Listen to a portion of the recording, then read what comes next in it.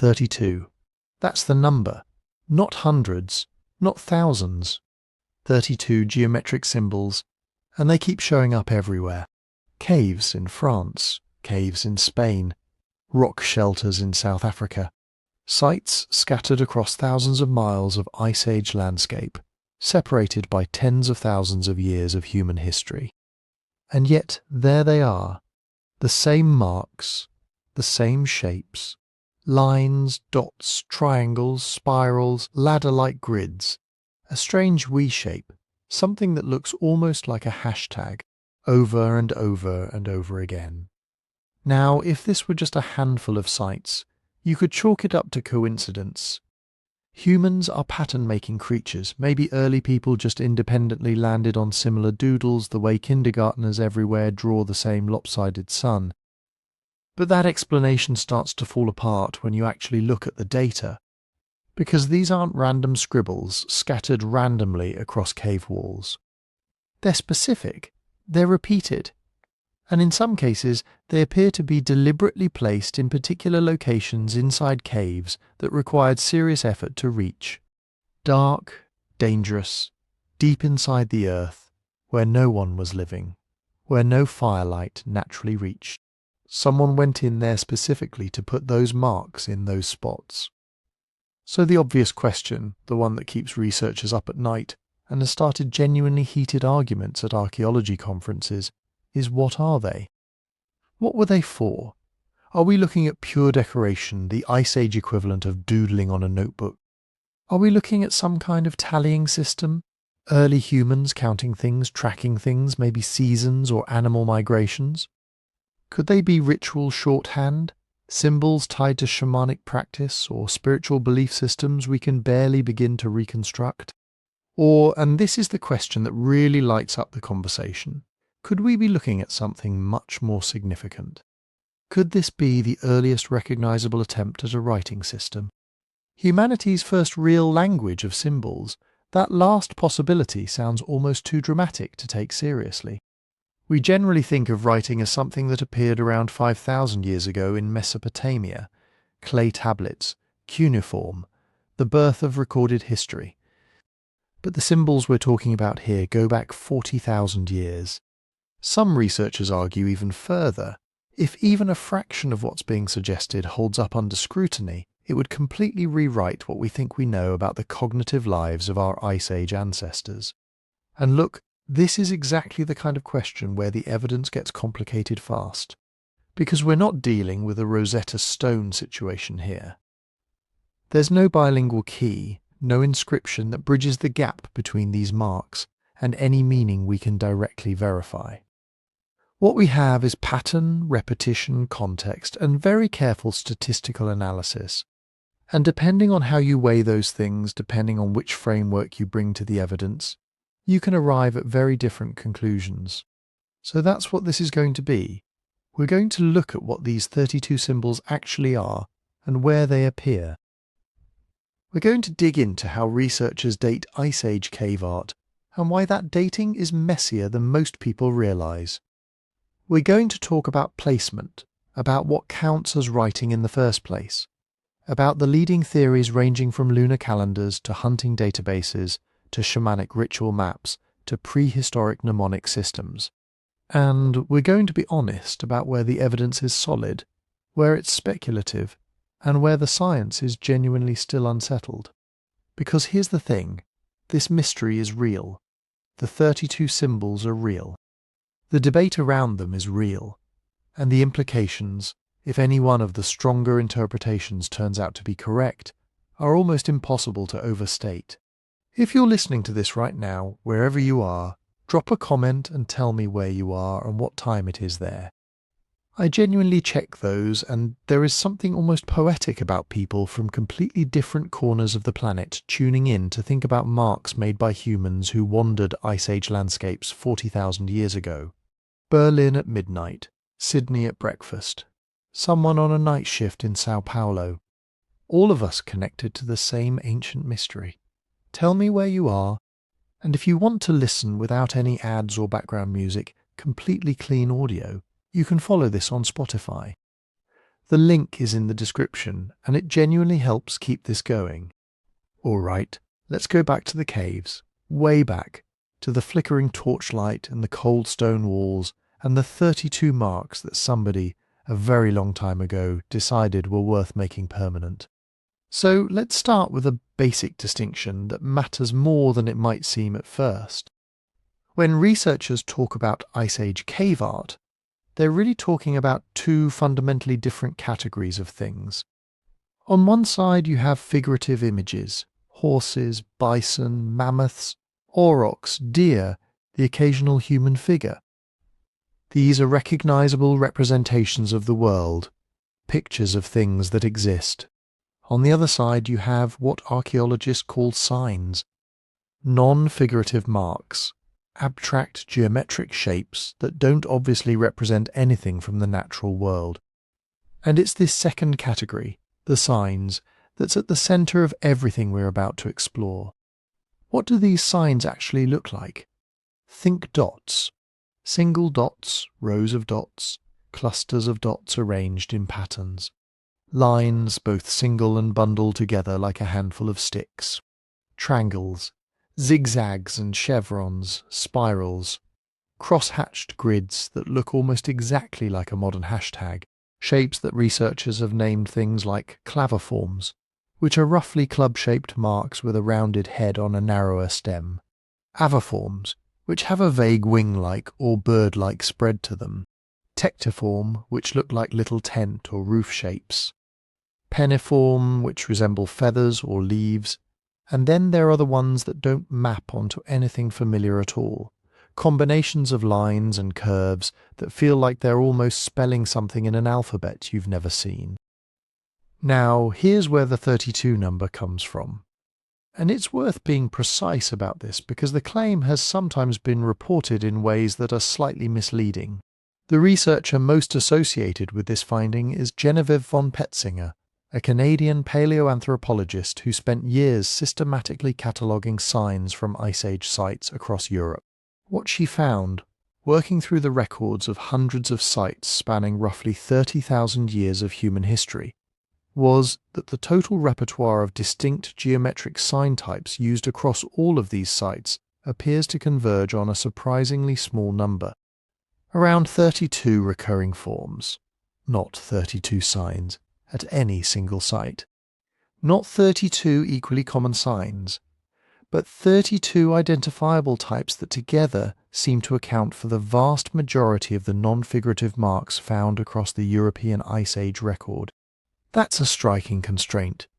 Think about what it would mean if early humans were just spontaneously making random geometric marks with no shared conventions. You'd expect huge variation. Every region would develop its own idiosyncratic shapes, and the overall catalogue would sprawl into the hundreds. Instead, what the data suggests is a bounded repertoire, a limited set of forms that get used again and again across enormous geographic distances and across tens of thousands of years of time. That's not nothing. That's actually a pretty significant pattern. But how do you even classify these things? This is where it gets genuinely complicated, and archaeologists will tell you the arguments about this are not trivial. Classification requires decisions. Is this mark a simple line or the beginning of an angle? Are these two dots one symbol or two? Is this curved shape the same sign type as that slightly different curved shape from a cave 400 miles away, or are they distinct? The criteria researchers use to define and group sign types are necessarily somewhat subjective, which means the exact count depends partly on methodological choices. Some researchers working from different frameworks arrive at somewhat different numbers. The 32 figure isn't a hard physical fact like the boiling point of water. It's the output of a careful but human-constructed classification system, and that matters when we're evaluating how strong the evidence actually is. What's also important to understand is that these signs don't typically appear in isolation. They appear in context. On a cave wall you might find a charging bison rendered with remarkable naturalistic skill, and right next to it, apparently deliberately placed, a series of dots or a claviform or a row of lines. Hand stencils, made by pressing a hand against the wall and blowing pigment around it, appear at many sites alongside these geometric marks.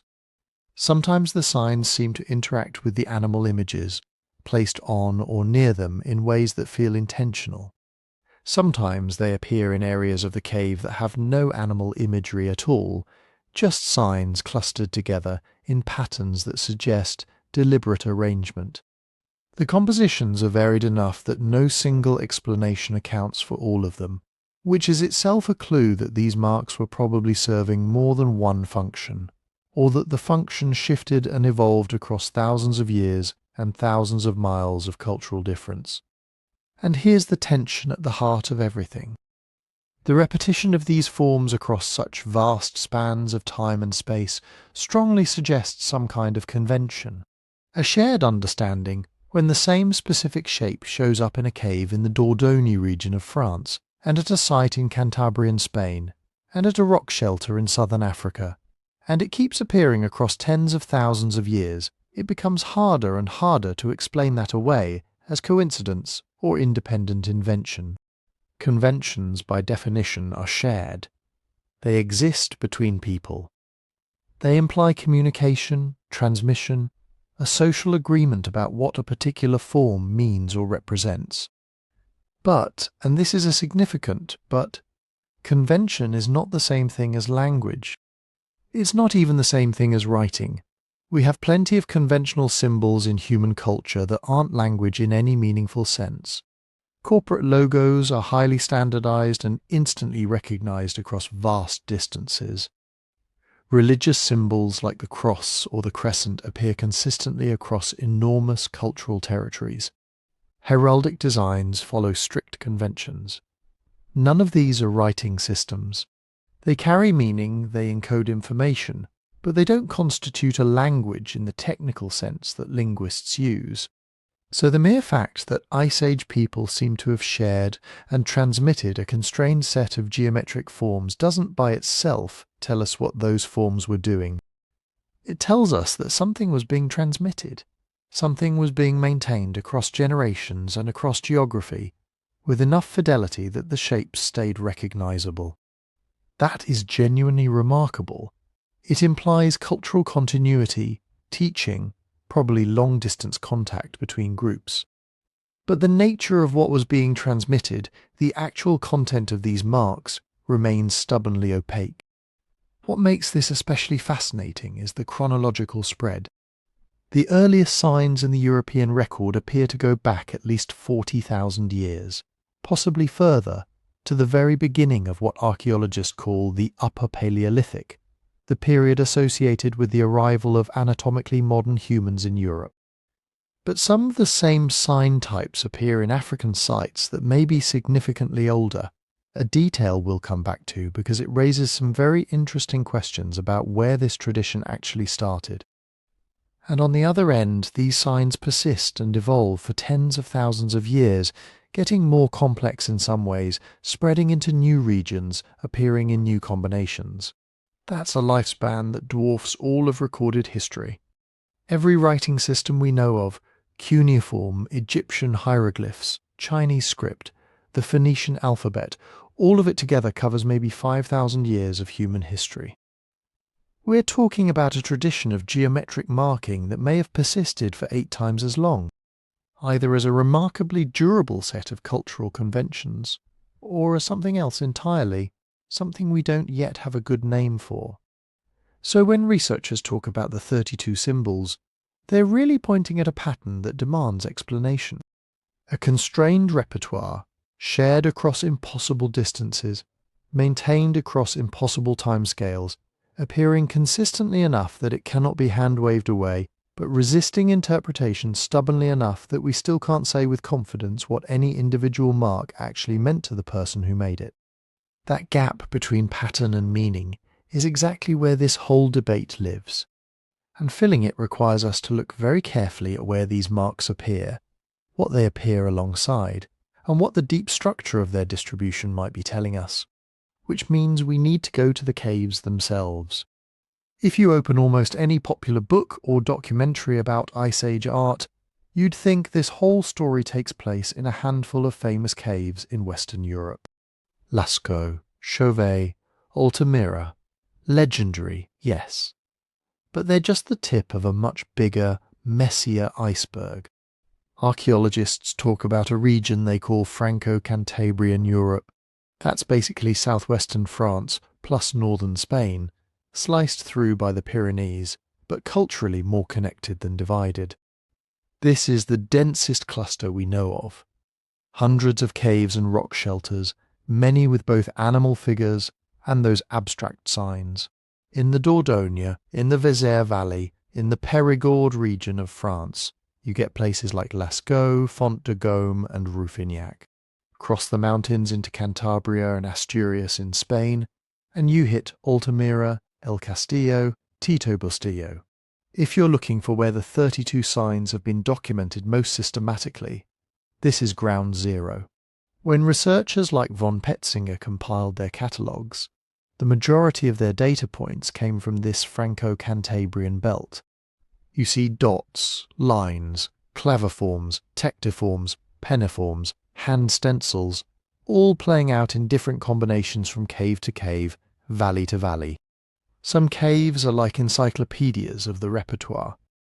Others are surprisingly minimalist, maybe just a handful of signs and no animals at all. Move beyond that core, though, and the picture spreads.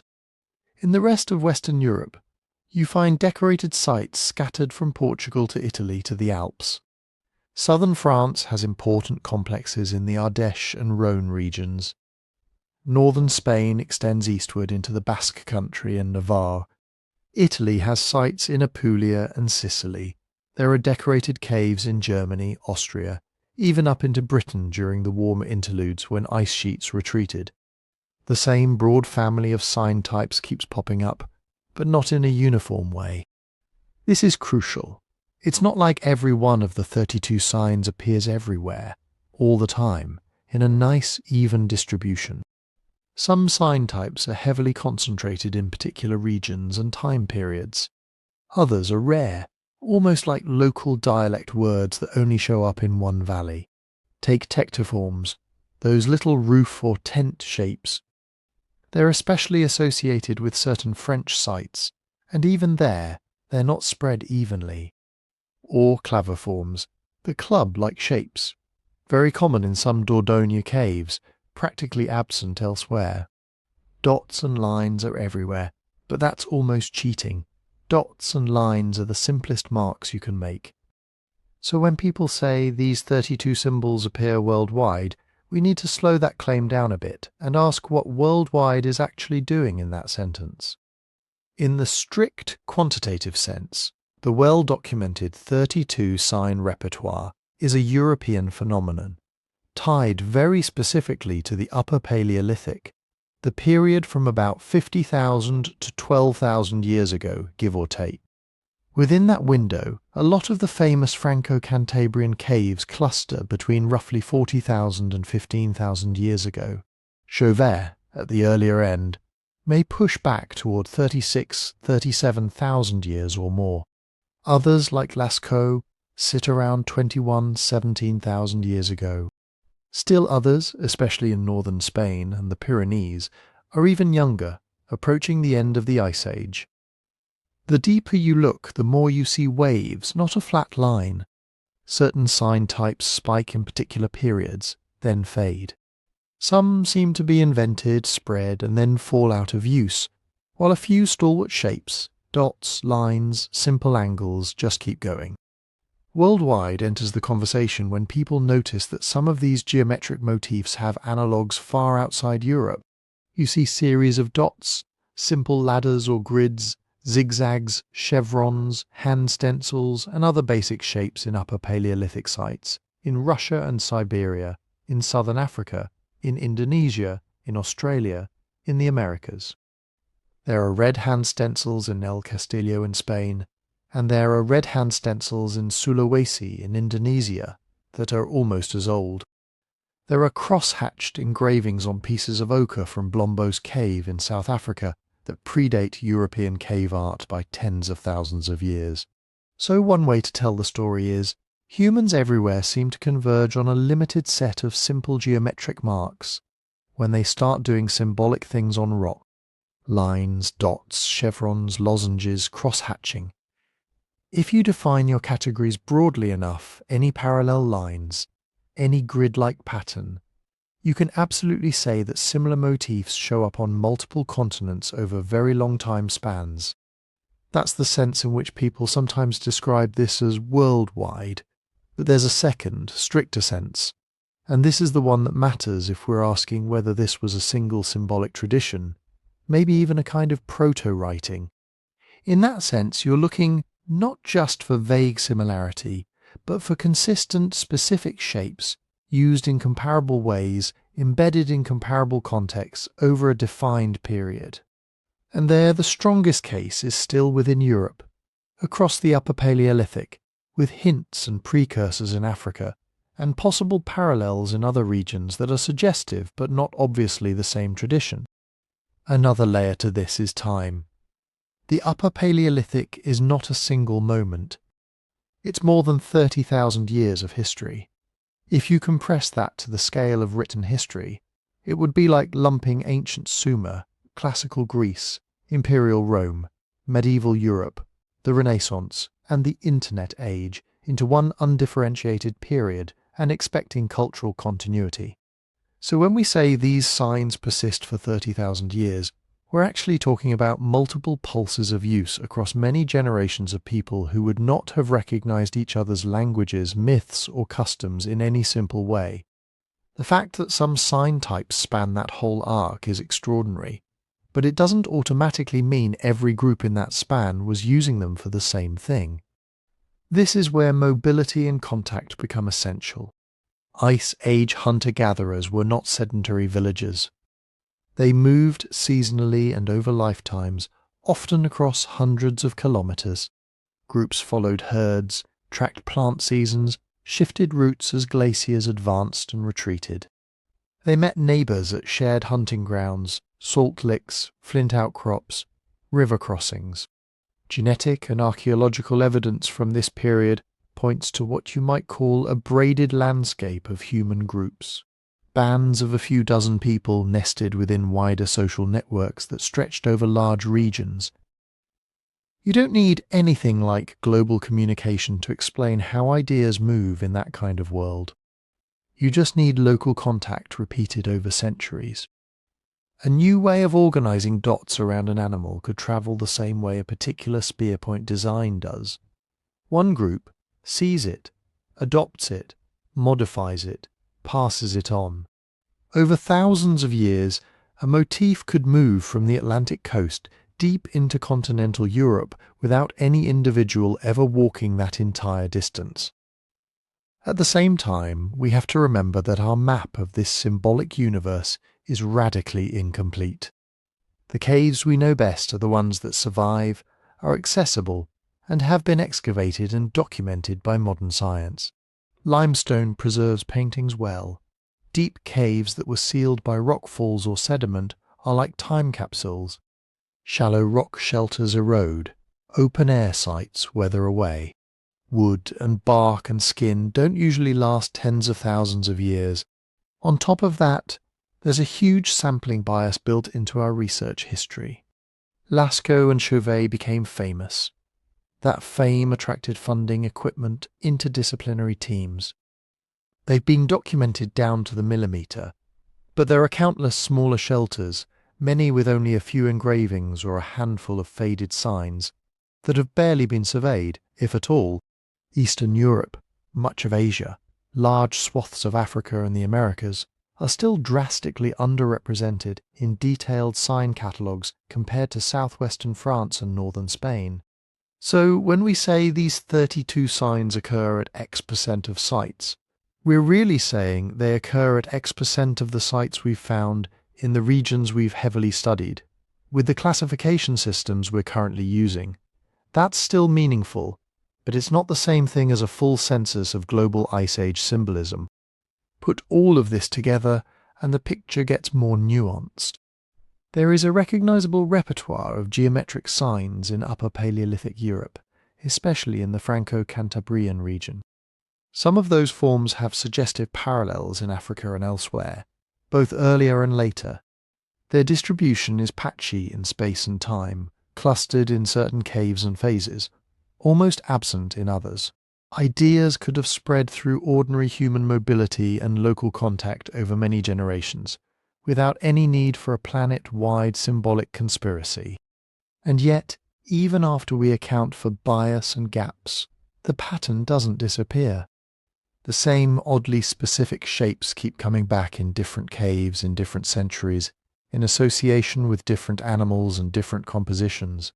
To get any closer to what that might have meant, we have to look not just at where the signs are, but at when they were made and how we know those dates at all. If we're going to talk about whether these marks form anything like a continuous system, maybe even a proto-writing tradition, the timeline matters a lot. You want to know, did people in one valley actually inherit these signs from their great-grandparents' great-grandparents? Or are we accidentally lumping together things that are separated by 10,000 years and treating them like one conversation?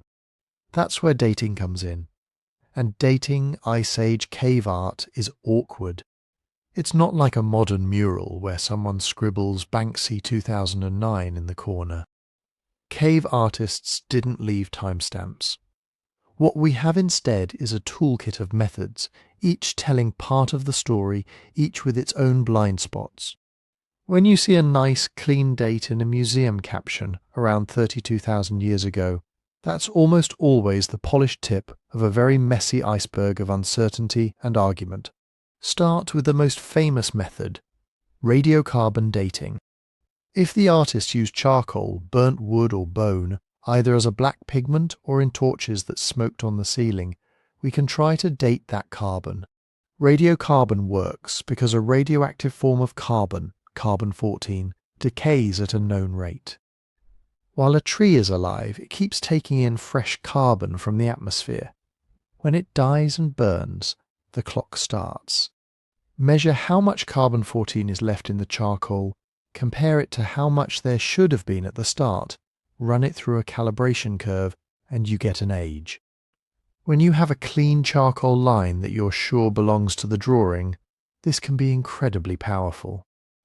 It's how Chauvet's paintings shocked everyone, by coming out older than expected, pushing detailed figurative art back into the Aurignacian. It's how we know some Spanish hand stencils hover around 40,000 years ago. But there are at least 3 big caveats. First, you're dating the charcoal, not the act of drawing. If a hunter burns a pine branch, tosses the half-used stick into a hearth, and 1,000 years later someone else fishes a fragment out and uses it to sketch a bison radiocarbon, will give you the age of the wood, not the moment of the sketch. Usually that gap is small, but with dead wood or reused fuel, it can, in theory, be large. Second, contamination is the enemy. Radiocarbon needs incredibly tiny samples.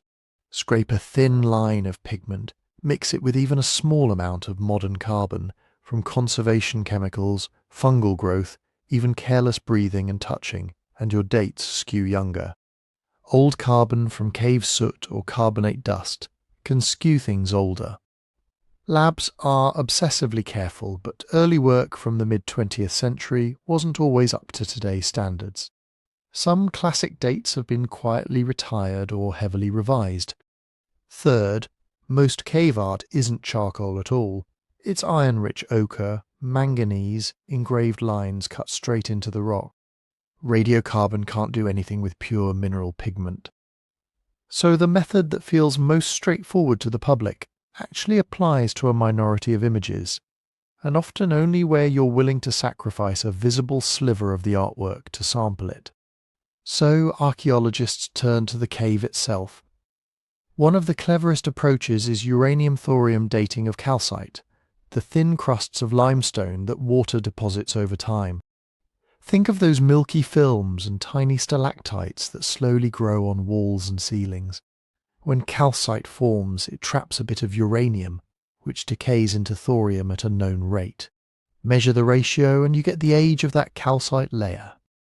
Here's the trick. Sometimes art is under the calcite, sometimes on top of it, sometimes both. If you date a calcite skin that lies on top of a red line, you get a minimum age. The painting must be older than that layer. If there's a calcite surface that was drawn on and you can date that layer, you get a maximum age. The painting can't be older than the substrate.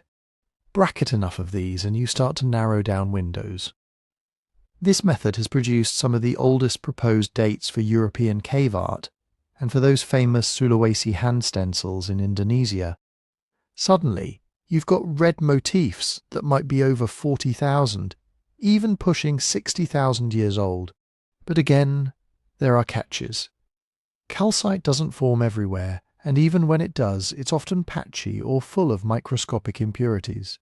The uranium-thorium system assumes the calcite was a closed system after it formed no later water percolating through and rearranging elements. In real caves, water comes and goes. That can move uranium around and introduce thorium from outside, scrambling the clock. You also still aren't dating the pigment itself.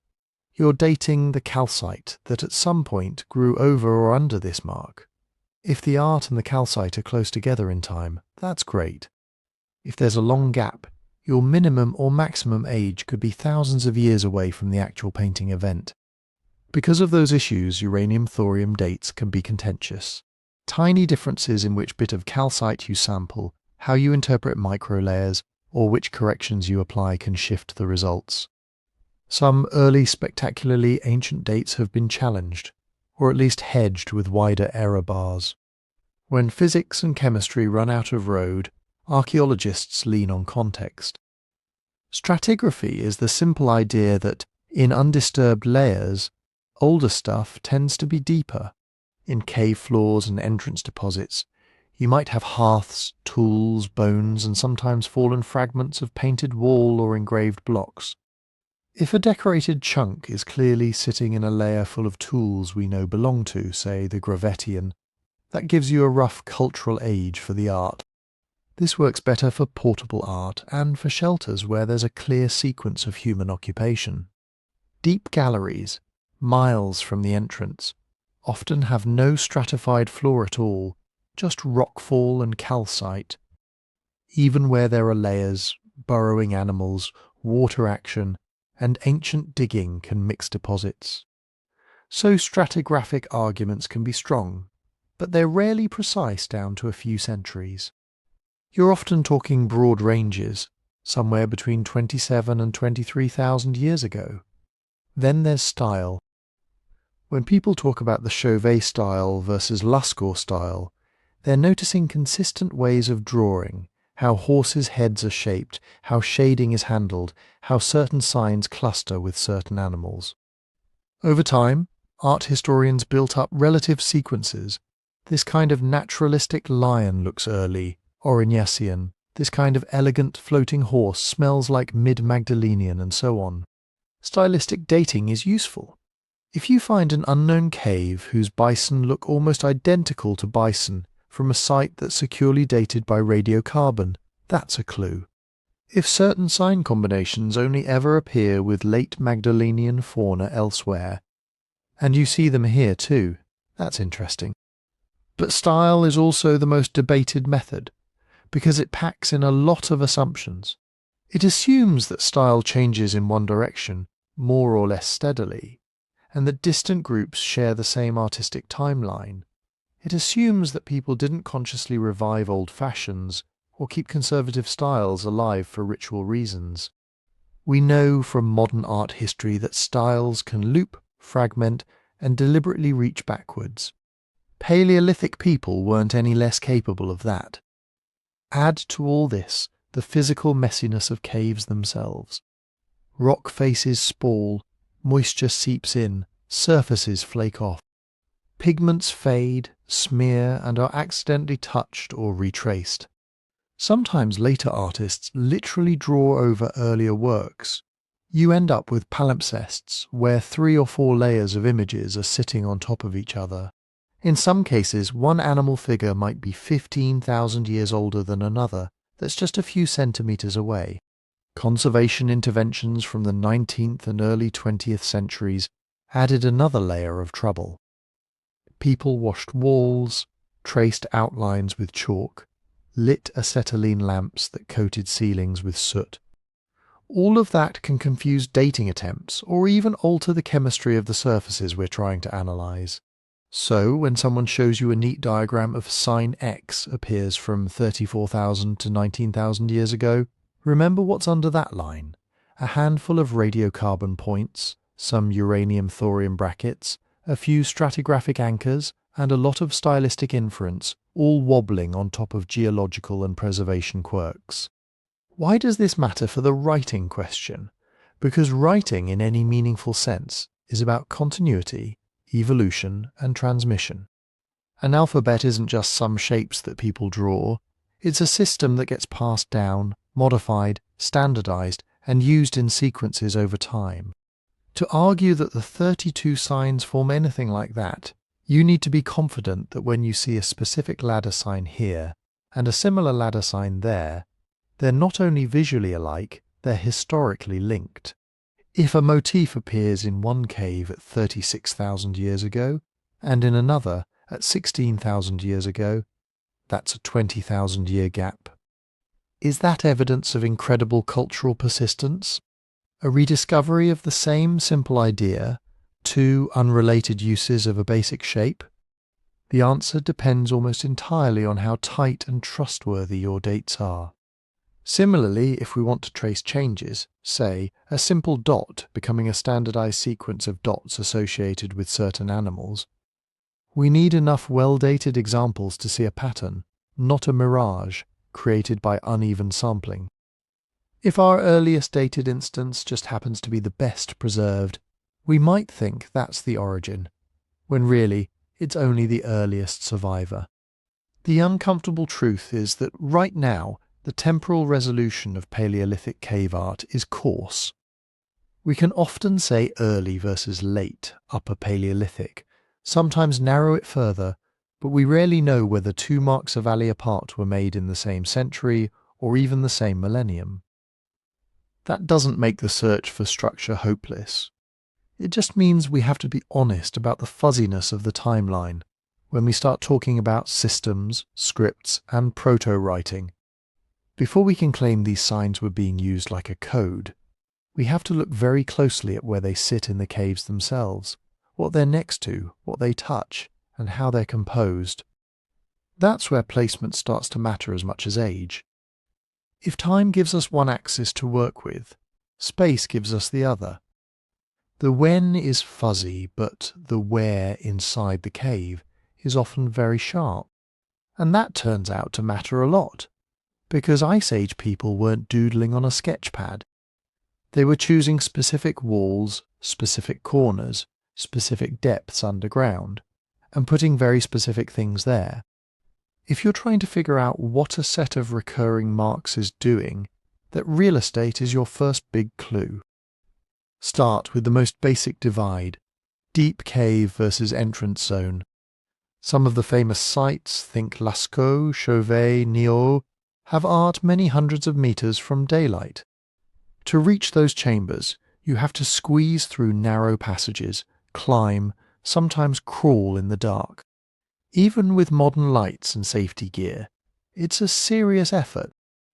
Now, picture doing that with fat-dripping stone lamps or smoking torches, trying not to fall into pits you can barely see. So when you find our recurring 32 signs deep in the interior, on panels that would have required a full expedition to reach, that's already telling you something. These weren't casual marks. Somebody thought it was worth burning fuel, organising a small party, and going into a dangerous, disorienting space to put them there. By contrast, other signs appear near cave mouths or in wide, naturally lit galleries. You could see them from the entrance, or with only a little artificial light. Those spots are where everyday life clusters, hearths, napping floors, butchered bones. Art in that zone might have been visible to anyone coming and going, kids running in and out, elders sitting by the fire. So you have at least two different use contexts right away. A dot cluster 500 meters underground, on a panel you can only reach by crawling single file, is living a very different life than a dot cluster by the entrance, eye level next to a hearth. The shapes might be identical, but the cost to access them and the likely audience is totally different. Then there's what the marks are next to. The 32 signs very rarely appear in isolation on a blank wall. They almost always share space with animals: mammoths, horses, bison, ibex, reindeer, lions, rhinos, you name it. And they're not randomly scattered around those animals. Sometimes a sign is hovering over the back, tucked between the legs, placed right at the flank, or repeated near the heads of multiple creatures in the same panel. A row of lines near a series of horses might mean nothing. But when similar rows of lines keep showing up next to horses in other caves, and not next to say, mammoths, you start to suspect a pattern.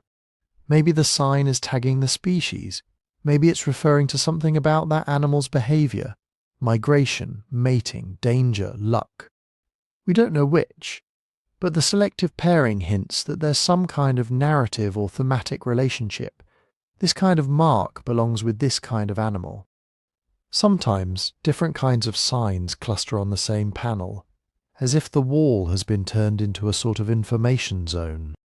You might see hand stencils framing the edges, dots and lines near the animals, and a lattice or ladder sign off to one side. That layout might not be random.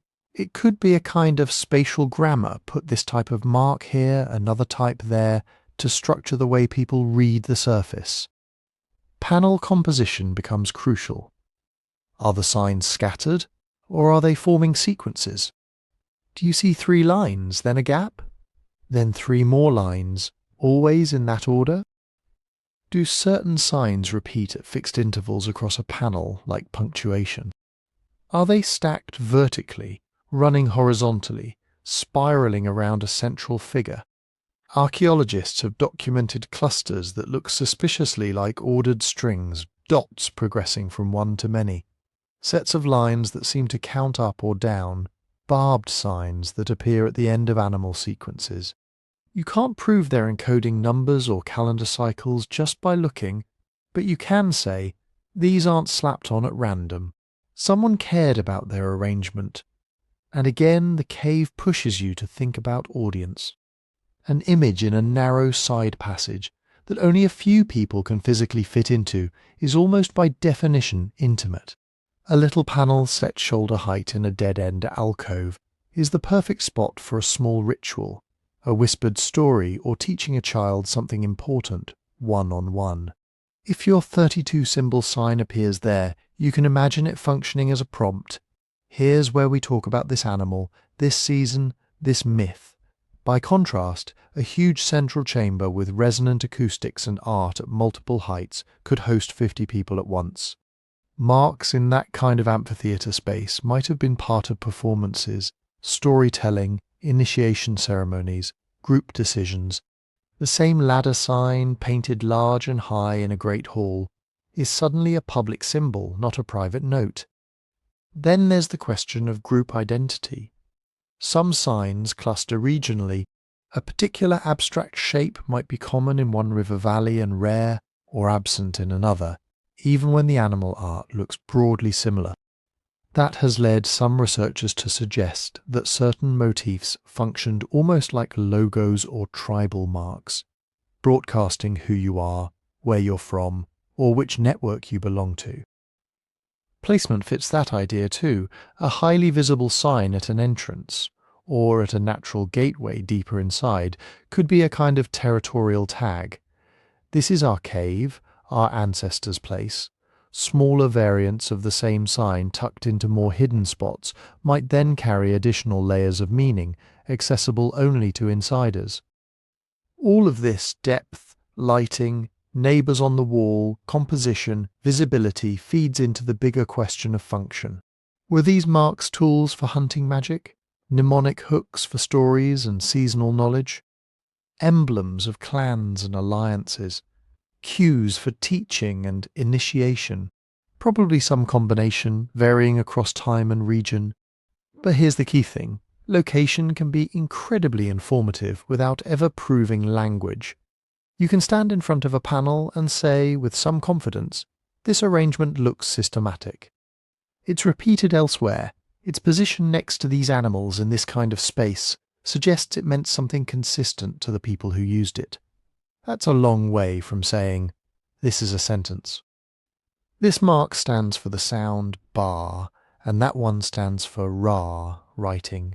In the strict sense, is about mapping visible marks onto speech, encoding words, syllables, or sounds in a way that can be read by someone who wasn't there when the marks were made. Spatial regularities, thoughtful placement, and repeated pairings can show you a structured symbolic system. They can strongly hint that people were encoding information outside their own heads. What they can't do on their own is tell you whether that information was linguistic, tied to spoken language, or more like a set of conventional signs that triggered shared knowledge. When you see this next to a bison in this chamber, you're supposed to remember the story, the ritual, the taboo. To sort that out, we have to zoom out from walls and tunnels to the concept itself. Before we can argue that the 32 signs were a form of writing, we have to ask what actually counts as writing in the first place, and where do other human symbol systems fit on that spectrum? If you ask 10 experts to define writing, you'll get at least 12 answers. But they all tend to circle around a few key ideas. And those ideas matter a lot when we try to decide what to do with those 32 recurring Ice Age symbols. Start at the very bottom of the ladder. Marks that don't mean anything. If you drag a stick through mud or scrape a rock along a wall, you'll leave a trace. Most of the visual noise humans make even today is just that incidental. No shared meaning, no intention beyond, this is what happens when my hand moves. The moment a mark reliably stands for something in someone's mind, it stops being noise and becomes a symbol. A simple example, a handprint. Press your painted hand to the wall and lift it away. You get a crisp outline. Do that in a cave surrounded by your group, and over time that handprint can come to stand for I was here, or we, this group, claim this place, or this person has done the ritual. The mark isn't just a smudge anymore. It's a symbol because people agree, consciously or not, that it means something. Now stack symbols together in a patterned way and you get a sign system. Traffic signs are a modern version. A red octagon doesn't spell any word, but it's standardized enough that almost everyone understands. Stop. Combine colors, shapes, placements, and you can run a whole road network on that system. It's not language in the strict sense. You can't use traffic signs to tell a joke or describe your childhood. But it's still a systematic way of encoding and decoding shared meanings. Beyond that, you get notation. Notation is where symbols begin to track things in an organized, often quantitative way. Think of tally marks scratched into bone.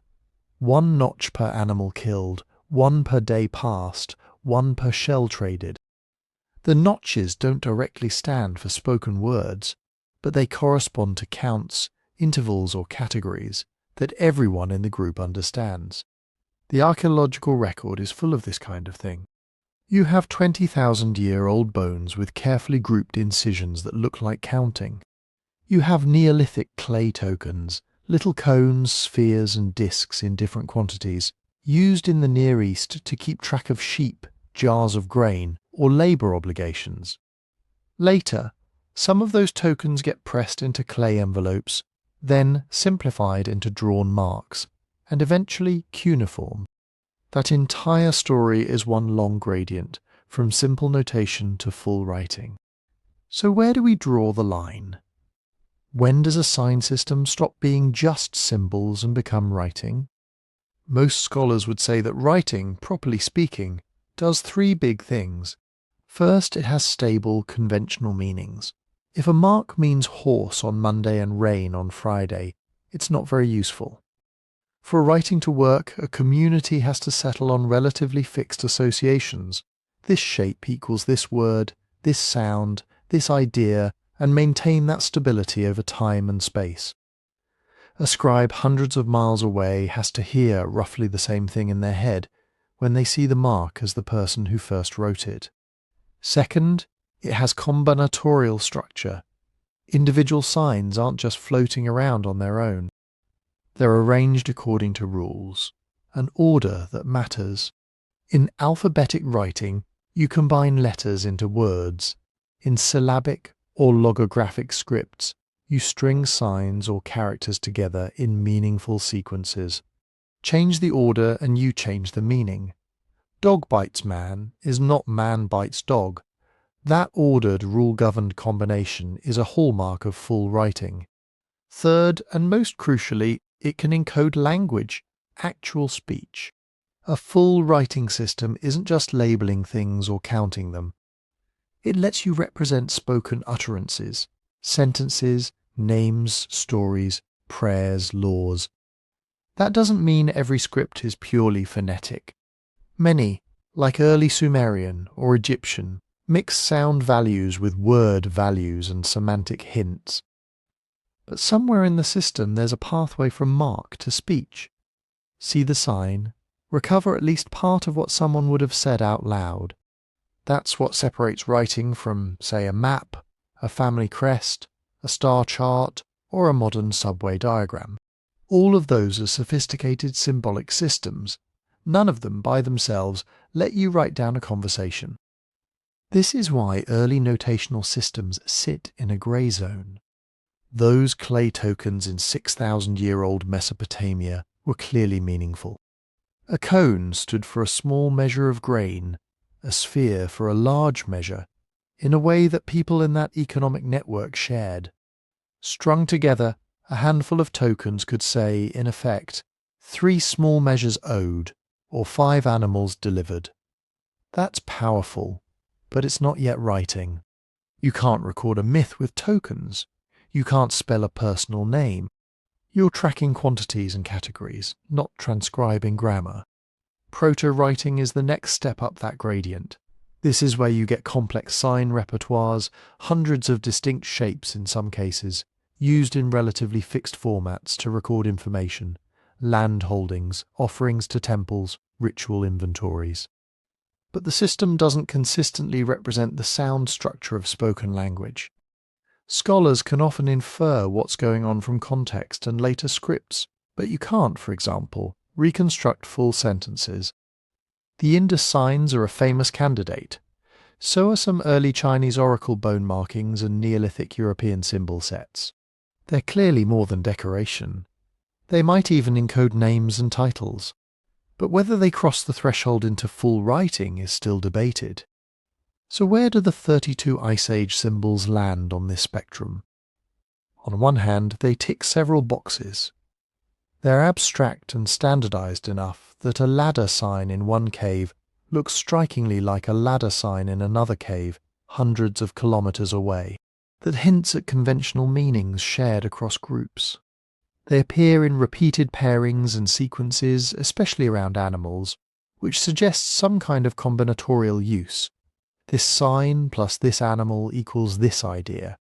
If, as some researchers propose, certain sequences of lines or dots correlate with seasonal behaviors, rutting, calving, migration, then we might be looking at a notational system, marks that track time, phases, or events in a standardized way. That would be a huge cognitive leap. Information externalized on the wall, manageable at a glance, transmissible across generations. On the other hand, nothing we've found so far requires speech encoding. You can explain a lot with labels, tags, and counts. This many, this season, this kind of animal, this group's mark. You can run a surprisingly sophisticated hunting calendar or ritual schedule entirely on that level, without ever needing a sign for if, because, or yesterday.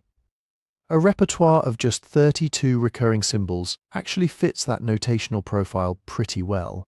It's big enough to cover a range of categories or phases, small enough to be memorized and standardized without the need for elaborate teaching systems. For comparison, full writing systems tend to explode in complexity. Early Sumerian uses hundreds of signs, Chinese scripts thousands. Even syllabaries hover around 4,100 signs, and they clearly show phonetic behaviour. With the Ice Age marks, we don't yet see unambiguous evidence of phonetic use.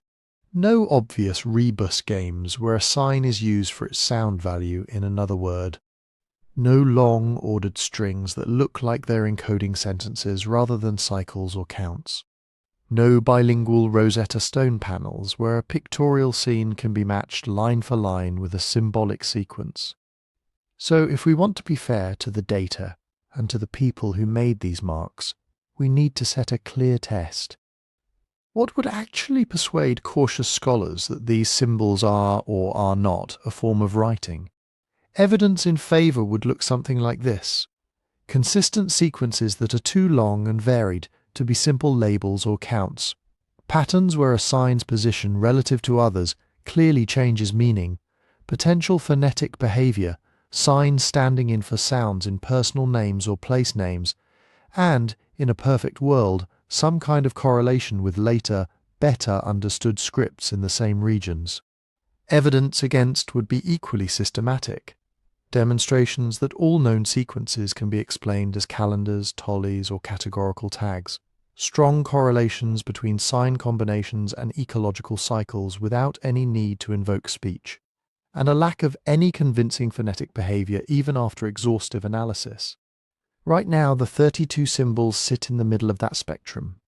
They're far beyond random doodles. They might represent one of the earliest known notational systems, a kind of Ice Age data layer laid over the animal world. But whether they cross the line into true writing, that's still an open question. To explore that possibility, we have to look at the leading hypothesis that's been making waves lately, the idea that these marks are tracking seasons and animal life cycles, a deep time calendar carved into stone.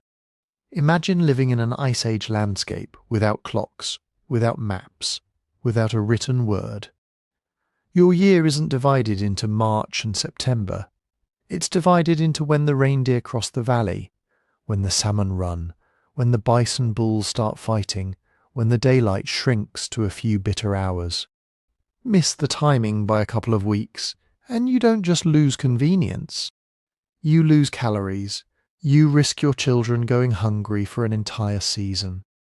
That's the world in which these 32 symbols show up. And this is where the calendar or seasonal knowledge hypothesis comes in. The idea is simple but powerful. Those little clusters of lines, dots, reshapes and ladder signs might not be random decoration at all. They might be records, not of myths or royal decrees, but of time, of when animals do what they do. Think of it like this: you paint a magnificent bison on the cave wall. That might mark the importance of bison to your group, commemorate a hunt, or play a role in some ritual. But alongside the bison, you add a run of short lines. 1, 2, 3, 4, 5, 6. Those lines might not mean 6 bison killed. They might mean the 6th lunar month after the snow melts is when this animal calves. Or the 6th notch after a certain celestial event is when the herds reach this valley. In other words, that animal, plus that sequence of marks, equals a bit of structured seasonal knowledge. Bison plus 6 equals this moment in the annual cycle. Once you start thinking that way, a lot of the Ice Age marks begin to look suspiciously like tallies. Dots and short strokes are the most obvious candidates. They're easy to standardize, easy to add one at a time. Put them in a row and you get a count. That's basically a tally stick, but on stone. Now imagine that instead of just counting how many, you're counting how long. You could track the number of lunar months from one key event to another, from the animal's mating season to its birthing season. The delay between a visible sign in the sky, say, the first appearance of a certain star at dawn, and the arrival of a migratory herd. the length of safe travel on sea ice or the ice-free period of a river. You don't need a word for May or October to do this. You just need repeatable units, lunar cycles, visible moons, regularly recurring phenomena, and a shared understanding in the group that 5 notches here always starts counting from the same reference point. Some researchers have gone further and suggested that specific symbols work as anchors in this system. Take the Y sign that shows up with certain pregnant-looking animals. One speculative reading is that the Y means something like giving birth or to bear. If that's right, then a bison image with a Y sign and a set of tally marks might be saying, X months after the mating season, this species gives birth. The calendar hypothesis in its more developed form suggests that Ice Age people were encoding a large chunk of their practical zoological knowledge this way, cave after cave, region after region. And you can see why that would be enormously useful. Hunter-gatherer life runs on seasonality. You need to know when the salmon are fat, when the birds are molting and easier to catch, when berries peak, when the sea ice is thick enough to support your weight, but thin enough to break up later for seal hunting. You don't have a smartphone weather app. You have memory, tradition, and whatever you can externalize in durable form. Caves, especially those with stable temperatures and long occupation histories, are perfect for this. They're refuges, gathering places, ritual centers, but also, potentially, archives. A wall full of animals and marks could function as a multi-generational knowledge board. This is what happens out there, and when it happens, according to the sky and the moon and the cycles we've watched for a lifetime. So the strength of the seasonal knowledge hypothesis is not just that it's neat, but that it lines up with a deep, practical need. Any group that stays in roughly the same region for generations will accumulate fairly precise local calendars in their heads. Externalizing that information, making it visible, stable, rememberable, would supercharge that knowledge. A youngster doesn't have to wait 15 years to personally observe every rare event. They can be taught, look, when you see this in the sky, count this many moons, then hunt this animal here. In other words, the marks become a cognitive tool, a way of compressing complex seasonal patterns into compact visual formulas. But there are problems. For one thing, counts are incredibly ambiguous. If you see 10 dots next to a horse, that might be 10 individuals in a herd, 10 kills made, 10 days of travel, 10 lunar cycles from some starting point, 10 years since a memorable event. Without a clear key, we're guessing. And the Ice Age caves don't come with user manuals. The ambiguity gets worse when you notice that similar numbers appear in different contexts. A run of 7 lines near one species and 7 lines near another doesn't necessarily mean those animals share the same calendar slot. It might just mean 7 is a very common number, because there are lots of things that come in 7s, days in a visible moon phase, clear layers in a migration route, members of a particular hunting party. On top of that, the placement of marks is not always where a tidy calendar theory would like it to be. Sometimes the dots and lines sit neatly beside an animal's torso, as if they're carefully associated. Other times they float between figures or appear in positions that make a strict "this equals months since mating" reading much less convincing. In some caves, the same symbol appears alone, with no animal present at all. Is it still counting animal seasons there, or something else entirely? And then there's the multiplicity problem. A given animal doesn't just intersect with a single seasonal fact. It has many: rut season, calving season, peak fatness, migration in, migration out, fur shedding or molting. If you only see one sequence of lines by that animal, which of those things is it tracking? Without a stable cross-site rulebook, this symbol always counts from rut to birth, or these tallies always start from the first spring moon. The same pattern could be interpreted half a dozen ways. That's the main weakness of the hypothesis right now. It can fit a lot of data, but so can many other stories. A row of 5 dots could be months in a calendar. It could also be 5 hunters, 5 successful kills, or a ritual number with no direct timekeeping function at all. The risk is that we tune our brains to see calendar and then find supportive cases everywhere, even where they don't really belong. So what would help? What kind of evidence would move this from an attractive story to a serious testable model? First, independent seasonal data. If you can show that in site after site, a particular count associated with a given species consistently matches a known biological interval, say the gestation length of horses or the timing between rut and migration, that's not trivial, especially if those counts vary sensibly between species. Horse symbols shouldn't have the same numbers as deer if their cycles differ in real life. Second, consistent mapping rules.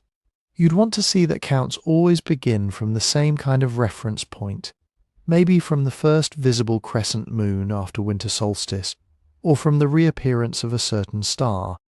That's tricky to prove, but you can look for patterns relative to astronomical events we can reconstruct.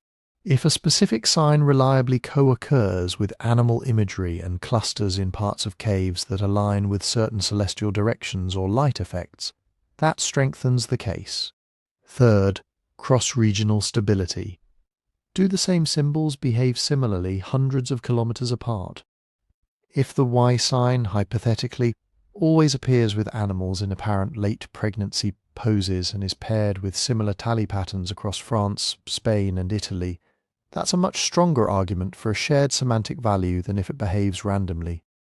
Finally, you'd want to rule out simpler alternatives. If every occurrence of a dot sequence can be replaced by this many animals or this many people or this many times we performed the ritual, and those explanations fit the archaeological context better, then the heavy machinery of a full-blown calendar might not be necessary. Right now, the seasonal knowledge hypothesis sits in that tantalizing middle ground.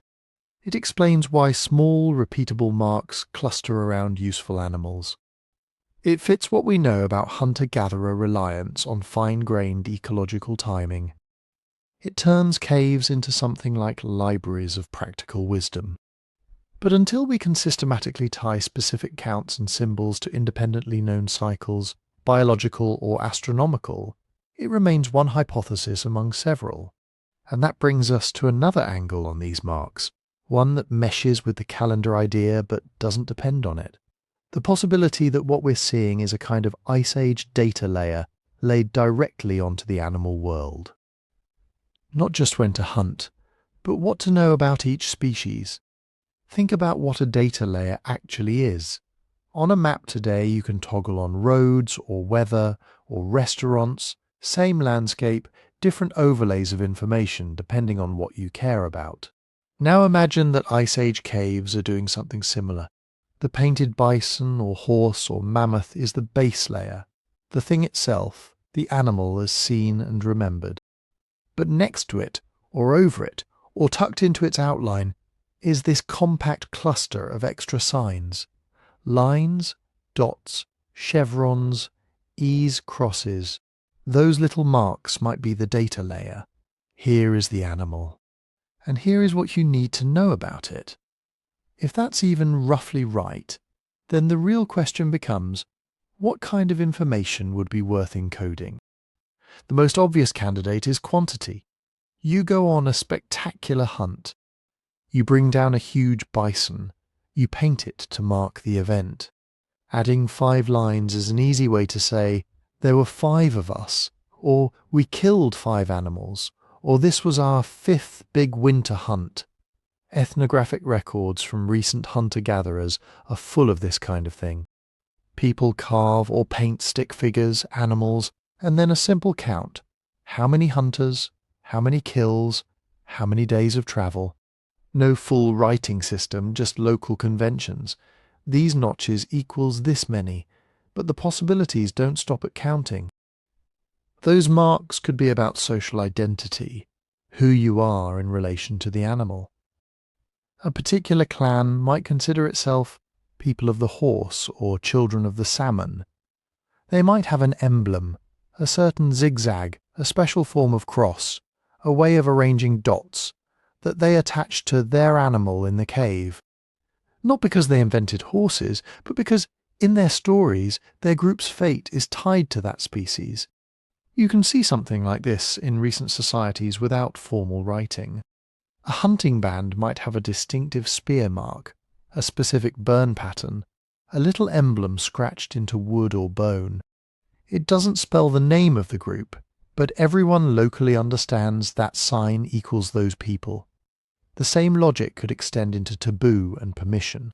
In many foraging cultures, some animals are off-limits at certain times, sacred during breeding season, forbidden to women or uninitiated men, restricted to particular rituals. A simple added symbol, a cross, a bar, a slash, might work as don't touch, or only at this time, or only for this group. Now imagine that repeated across generations. You grow up learning, when you see the bison with this extra sign, it means we don't hunt them. When you see it with this other sign, it means we can. You don't need formal grammar for that. You just need stable conventions, and that's where the combinatorial hints get interesting. When researchers look closely, they don't just see random scatter. Certain signs like to hang out together. A particular line pattern shows up repeatedly with horses and almost never with mammoths. A lattice sign turns up with ibex, but rarely with aurochs. A Y-form clusters around animals shown with swollen bellies or clear reproductive poses. On their own, those patterns don't prove semantic content, but they suggest something more than idle doodling. If you consistently pair sign A with animal X, and sign B with animal Y, and you never swap them, you've got at least a basic code. You're saying X plus A is one chunk of meaning, Y plus B is another. You can push the idea further. Maybe you add one sign to indicate calving season, another to indicate rut, another to indicate prime hunting time, another to indicate dangerous, respect this one. A horse with a certain mark and 6 lines might signal don't hunt during these months. The same horse with a different mark and 4 lines might signal this is when you hunt. Again, we're deep in speculation territory here. But the structure, animal plus modifier, is exactly how a basic data layer would look. There's also a more social reading that doesn't even require ecological coding. What if some of these marks are essentially signatures? Not the way we sign our names, but tokens of participation. Our group was part of this hunt. Our lineage tells this story. These events belong to us. In some modern societies, rock paintings of animals become focal points for repeated gatherings. Different families add their own emblem over time. A spiral here, a line there, turning the wall into a palimpsest of shared history. The animal is the event, the marks are the people who claim a relationship to it. If something similar was happening in Ice Age Europe, then the repeated pairing of certain symbols with animals could be telling you, the same community came back here, again and again. These marks are them, asserting continuity and ownership of the story. And that matters even if you can't read a single sign. Because once you have conventions about which marks go where, you're in the domain of structured information. You're not just making images, you're encoding relationships between people and animals, between seasons and species, between groups and places. It starts to feel less like random graffiti, and more like a thin, flexible layer of data spread over the animal world. But here's where the brakes need to go on. We are exceptionally good at seeing pattern and meaning, especially when we want there to be one. Show a modern analyst a dataset with repeated pairings, and they will map it into charts, flows, inferred rules. Do the same with cave signs, and suddenly you're halfway to announcing the first written language. That's dangerous. A symbol that reliably appears with horses might be about horses' gestation cycles. Or it might be the emblem of a horse-hunting clan, or it might be a generic great hunt marker used for multiple species that just happen to be preserved mostly with horses. Repeated pairings and combinatorial structure are necessary for a real information system, but they're not sufficient for decipherment. A data layer can exist without us being able to read it. Correlation is not translation to move beyond, wow, that looks patterned. We'd need to show that specific combinations of animal plus sign behave in consistent, rule-like ways that can't easily be explained by simpler stories. Clan mark, tally of kills, random preference. Until then, the safest statement is the modest one. These marks, placed where they are and repeated how they are, strongly suggest that Ice Age people were systematically attaching information to animals. Whether that information was when, how many, who, not now, or this story is ours, is still an open question, which opens up another, deeper possibility. If these symbols really were a data layer, even a simple one, then caves weren't just galleries or shrines. They were interfaces, places where humans could interact with a compressed, external memory of the animal world.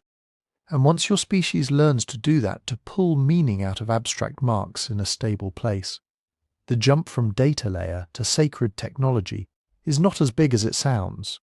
For a lot of researchers, that's exactly where the story pivots. Once you start thinking of caves as interfaces, it's hard not to notice that these interfaces are buried deep underground in places that are hard, dangerous, and sometimes terrifying to reach. That's the starting point for the ritual interpretation. In many traditional societies, caves aren't just holes in the ground. They're thresholds, liminal spaces, the place where the normal world gives way to the underworld or the spirit world or the realm of ancestors. You live your life up here, under the sky, with sunlight and seasons and predictable rhythms. Then a small group leaves the camp carrying torches and disappears into a dark opening in the rock. The temperature drops, sound changes, the walls close in, your sense of direction slips, firelight throws moving shadows that make the rock seem alive. You keep going. In some Ice Age caves, that going meant crawling through tight tunnels, wading through freezing water, edging along ledges with a drop into darkness beside you. You're already outside ordinary experience before you paint a single line. Ritual specialists call them shamans, priests, trance walkers, whatever word you prefer, often use exactly this kind of environment shift to induce altered states of consciousness. The point is to break the everyday frame, to detach from normal time and normal perception, so that visions or spirit encounters feel real and convincing. Now put the symbols back into this. If a cave is a threshold to the other world, then the art inside it isn't just decoration. It's part of the machinery that makes the threshold work. The animals, the handprints, the 32 recurring signs, these become tools in a ceremony, not illustrations in a book.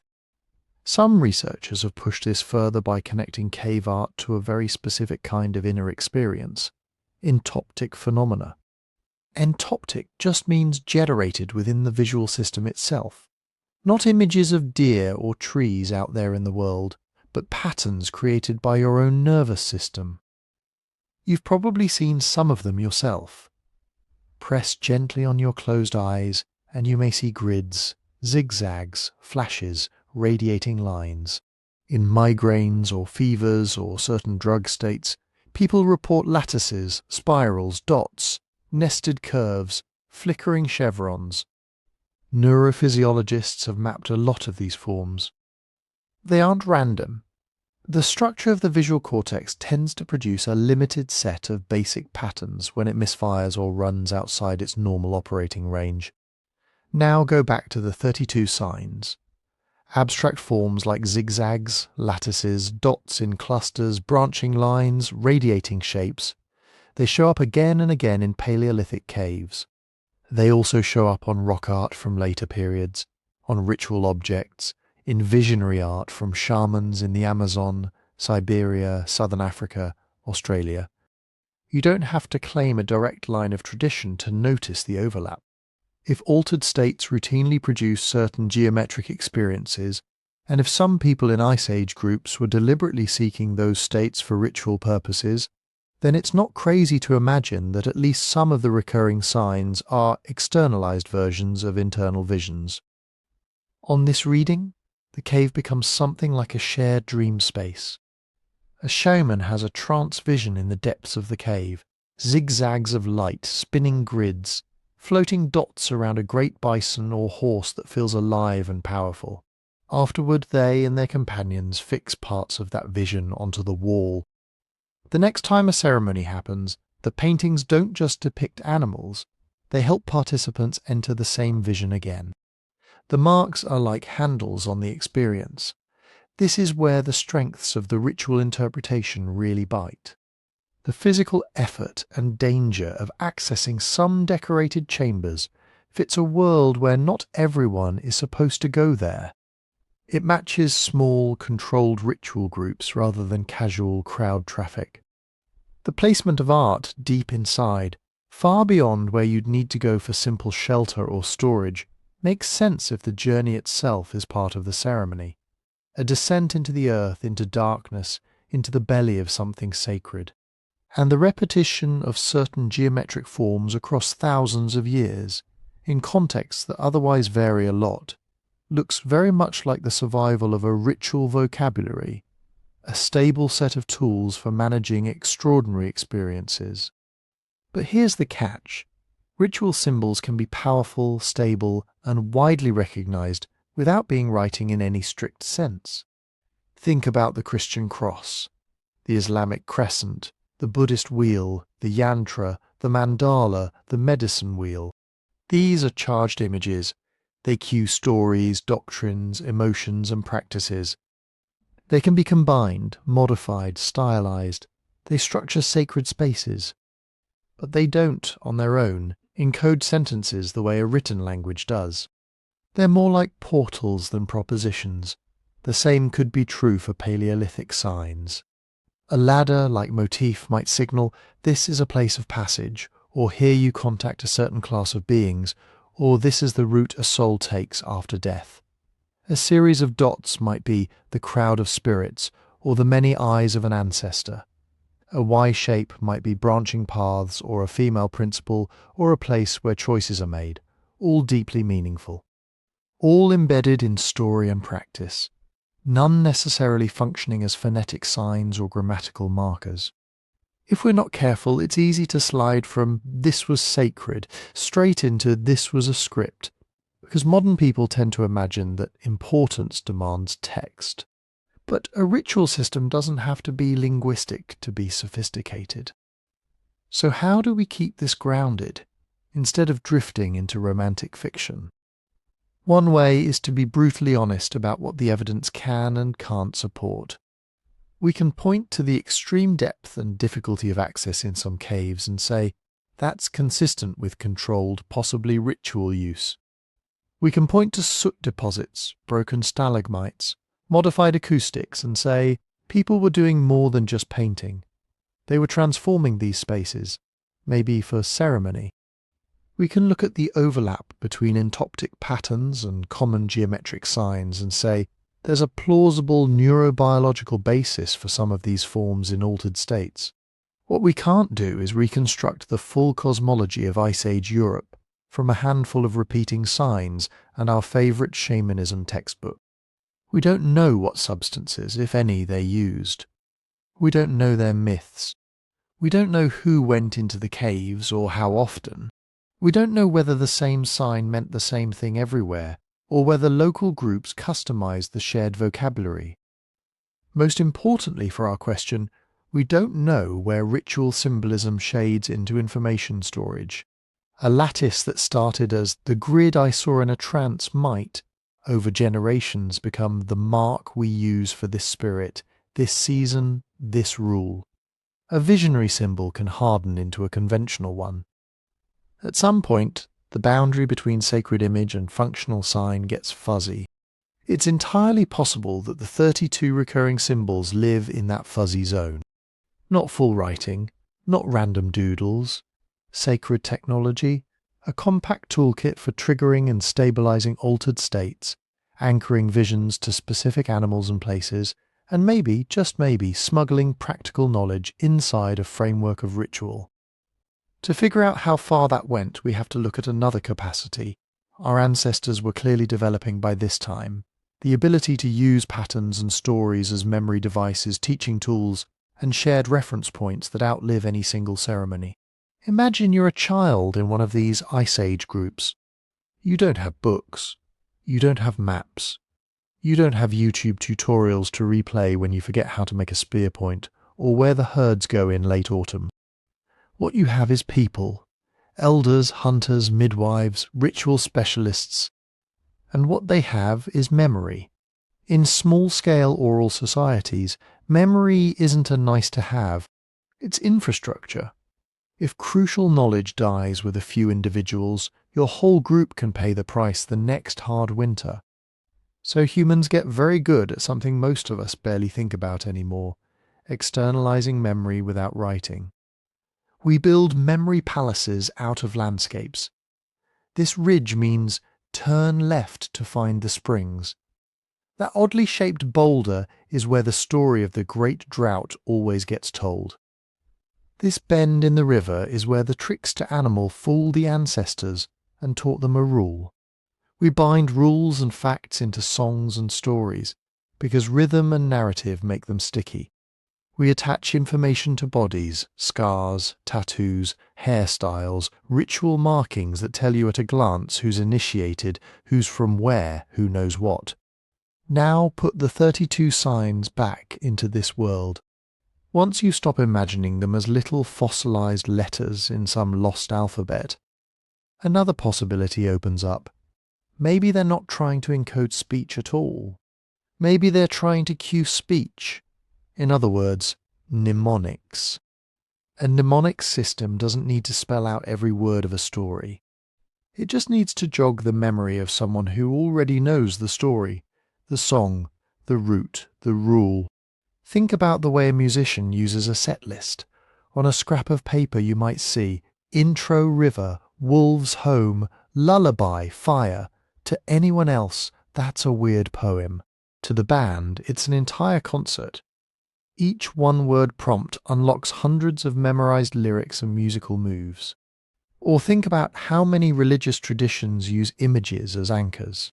A sequence of painted panels in a church, a set of icons around an altar, a string of beads with different shapes or colours. To an outsider, they're decorations. To insiders, each one is a stop on a mental journey. This picture is the Annunciation. That one is the Crucifixion. This bead is for this prayer. That bead is for that one. The signs in the caves could have worked like that. A row of dots followed by a ladder shape and a Y might not say anything in the way a sentence does. But to people who've heard the relevant song 100 times around the fire, that sequence might shout, "This is where you tell the story of the winter crossing, the split in the path, the choice the ancestors made." Crucially, mnemonics can be structured, standardized, and widely shared without ever becoming phonetic. You can agree as a culture that this shape goes with this class of ideas. A spiral might always cue a particular myth cycle, the origin of a clan, the path of game animals through the year, the journey of souls after death. A set of short parallel lines might always cue a list of taboo rules. Who you can marry, who you can't, what you must never do in this kind of cave or near this kind of animal. Stack enough of these together, and you don't get a text in our sense. You get something closer to a musical notation for oral performance. A scaffold, a path. That's why a limited repertoire might actually be an advantage. If there are only 32 symbols, everyone can learn them. You don't need years of specialized training like a scribe in ancient Mesopotamia. A child could be taught slowly that this one is about many, this one is about splitting, this one is about enclosure, this one is about movement, and so on. Limiting the toolkit also enforces reuse. If you've got to map a huge range of stories, rules, and routes onto just a few dozen shapes, you're forced to develop conventions, shared habits. And once those conventions exist, they're easier to transmit across generations and across groups. You might not know exactly what another band's double line plus dots plus claviform combo means in detail, but you could have a rough idea of what domain it lives in. Ah, that's about the bison migrations, or that's about the underworld water spirits, or that's the big taboo story about what happens if you break such and such rule. What would we expect to see in the archaeological record if something like this were going on? First, repeated sequences. If a particular run of marks shows up again and again in different caves, in more or less the same order, that's a signal. Not proof of writing, but a hint that people weren't just doodling. They were following a template. Second, consistent ordering. If, whenever certain signs appear together, sign A almost always comes before sign B, that suggests a conventional structure. It might mean this is the way the story always begins, or this is the order you recite these names, or this is the way you always describe this journey. Third, learning contexts. If we found clusters of marks in places that looked like they were used for instruction, near cave entrances where light is better, in spots with lots of finger tracing and overpainting, perhaps associated with child footprints or shorter handprints, that would strengthen the mnemonic interpretation. Some of that is exactly what researchers are now starting to explore. A few of the 32 signs do seem to appear in favoured combinations. Certain sequences cluster around particular animals, as if they were standardized packages of information attached to that species. Some marks are more common in accessible areas of caves, others deeper in, as if people were learning the system step by step. But even if these patterns firm up, we're probably still not looking at writing in the strict sense. Writing, as linguists define it, is a way of representing the words of a language in a stable, recoverable form. You can, in principle, reconstruct the spoken utterance from the marks alone, even if you've never heard it. A mnemonic system is different. It assumes the spoken content already exists in living memory. The marks don't replace that content, they support it. They're like pegs in a cloakroom. The coats, the stories, the teachings, the detailed knowledge are hung on them, taken down, rearranged, but never fully contained in the pegs themselves. If the last person who knows the story dies, the pegs become mysterious. You can see that they're regular, that people clearly cared about them, that they obeyed some hidden logic. But you can't read them, because there's nothing left to unlock. That might be exactly where we are with the Ice Age signs. They look structured, they look deliberate, they look like a compact system for organizing and retrieving information that mattered. But unless those marks start revealing a tight, language-like relation to speech, things like clear syntax, positional rules that behave like grammar, or strong correlations with known linguistic units, we're probably safer thinking of them as a kind of external memory technology, not a lost alphabet. And that raises an uncomfortable question. When we sift through statistics and pattern-finding software, how do we tell the difference between a genuine mnemonic structure and the human tendency to see patterns even where none were intended? One answer is maybe we don't, because there's another layer these marks could be operating on that overlaps with memory, but isn't quite the same thing. Identity. If you drop into most small-scale societies that anthropologists have documented in the last couple of centuries, one thing jumps out right away. People carry their group memberships on their skin, on their tools, on the things they build, scarification patterns that tell you which lineage someone belongs to, tattoo motifs that say, "I'm from this island, this village, this clan," shield designs, house posts, beadwork, feather arrangements, all coded to say, in effect, this is who we are, and this is where our people have rights. Ice Age groups didn't have metal badges, passports, or ID cards. But they absolutely had groups, families, bands, clans, seasonal alliances, and those groups had to coordinate. They needed ways to signal who was allowed to use which hunting grounds, who was in on which rituals, who could marry whom, who owed favours to whom. In that kind of world, a compact set of marks that everyone recognises is incredibly useful, even if it never once tries to capture spoken language. Think of three big functions right away. First, clan signs. You and your relatives might adopt a particular combination of marks as ours. Whenever your group visits a cave, you add that combo near an animal you identify with, or at the entrance of a favoured chamber. Over time, that sequence becomes an abstract emblem of your people. It doesn't need to say the clan's name phonetically. It just needs to be reliably associated with that social unit. Second, territorial signals.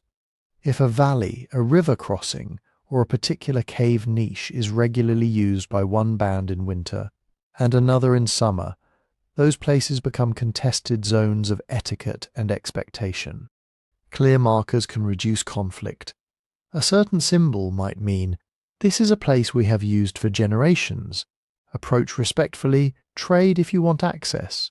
Another might say, "This chamber is reserved for our initiation rites. Outsiders keep out." Third, initiation marks. Cross-cultural data show a strong pattern. Big life transitions often leave permanent signs. A first hunt, a coming-of-age rite, the completion of a dangerous journey, these moments get marked, sometimes literally with scars or tattoos, sometimes with repeated motifs woven into clothing or painted on the body. Imagine that some of the 32 Ice Age signs operate at that level. You endure a terrifying winter vigil deep in a cave, guided by elders. At the climax of the ritual, you're allowed to paint a certain mark next to a specific animal. That mark now follows you for life. You might carry it on ornaments, on temporary body paint, on the handle of your spear. When you visit other groups, they can see at a glance how you're ranked, what you've endured, what you're authorized to know. Once you start thinking in those terms, the puzzle of standardized marks spread over huge distances looks a little different. You don't need a centralized academy of scribes to keep the forms consistent. You just need networks. Remember, these weren't isolated caves randomly sprinkled across a blank map. The Ice Age world was crisscrossed by kinship ties, marriage exchanges, seasonal gatherings, and long-distance trade in things like shells, pigments, stone, and stories. Whenever groups meet, to swap mates, obsidian blades, or news about the herds, they're also swapping style. Young people watch how others paint themselves. They notice which combinations of marks get respect, which ones are reserved, which ones are joked about. Elders negotiate the meaning of symbols just as surely as they negotiate bride wealth. Over hundreds or thousands of years, this cultural traffic can keep a shared repertoire of forms remarkably stable, even as individual bands drift apart genetically. And drift they will. Even in societies with strong conventions, stylistic details creep. Maybe one region favours thinner lines. Another adds a little extra notch on one side of a symbol. A third tends to stretch a shape vertically instead of horizontally. To archaeologists, those tiny differences are gold, because if symbols are acting partly as group signatures, you'd expect exactly that pattern.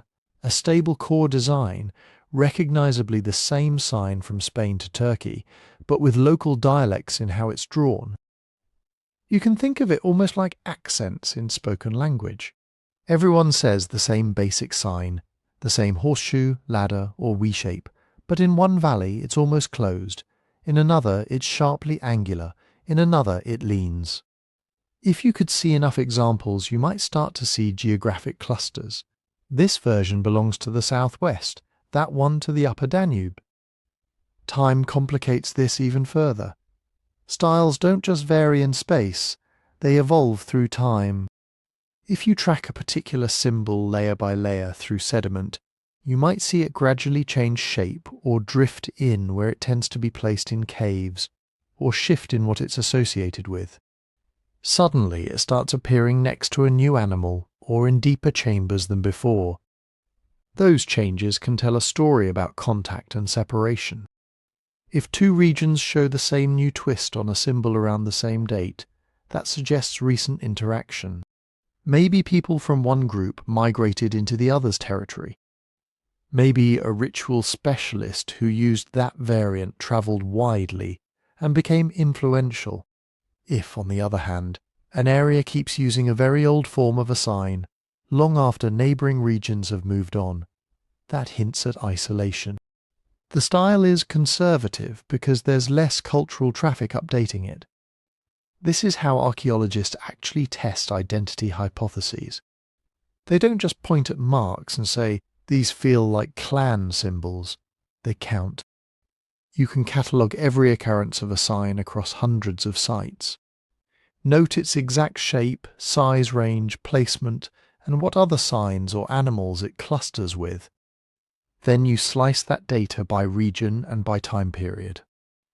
If symbols were mostly free-form doodles, you'd expect a messy, noisy pattern. Every cave is different.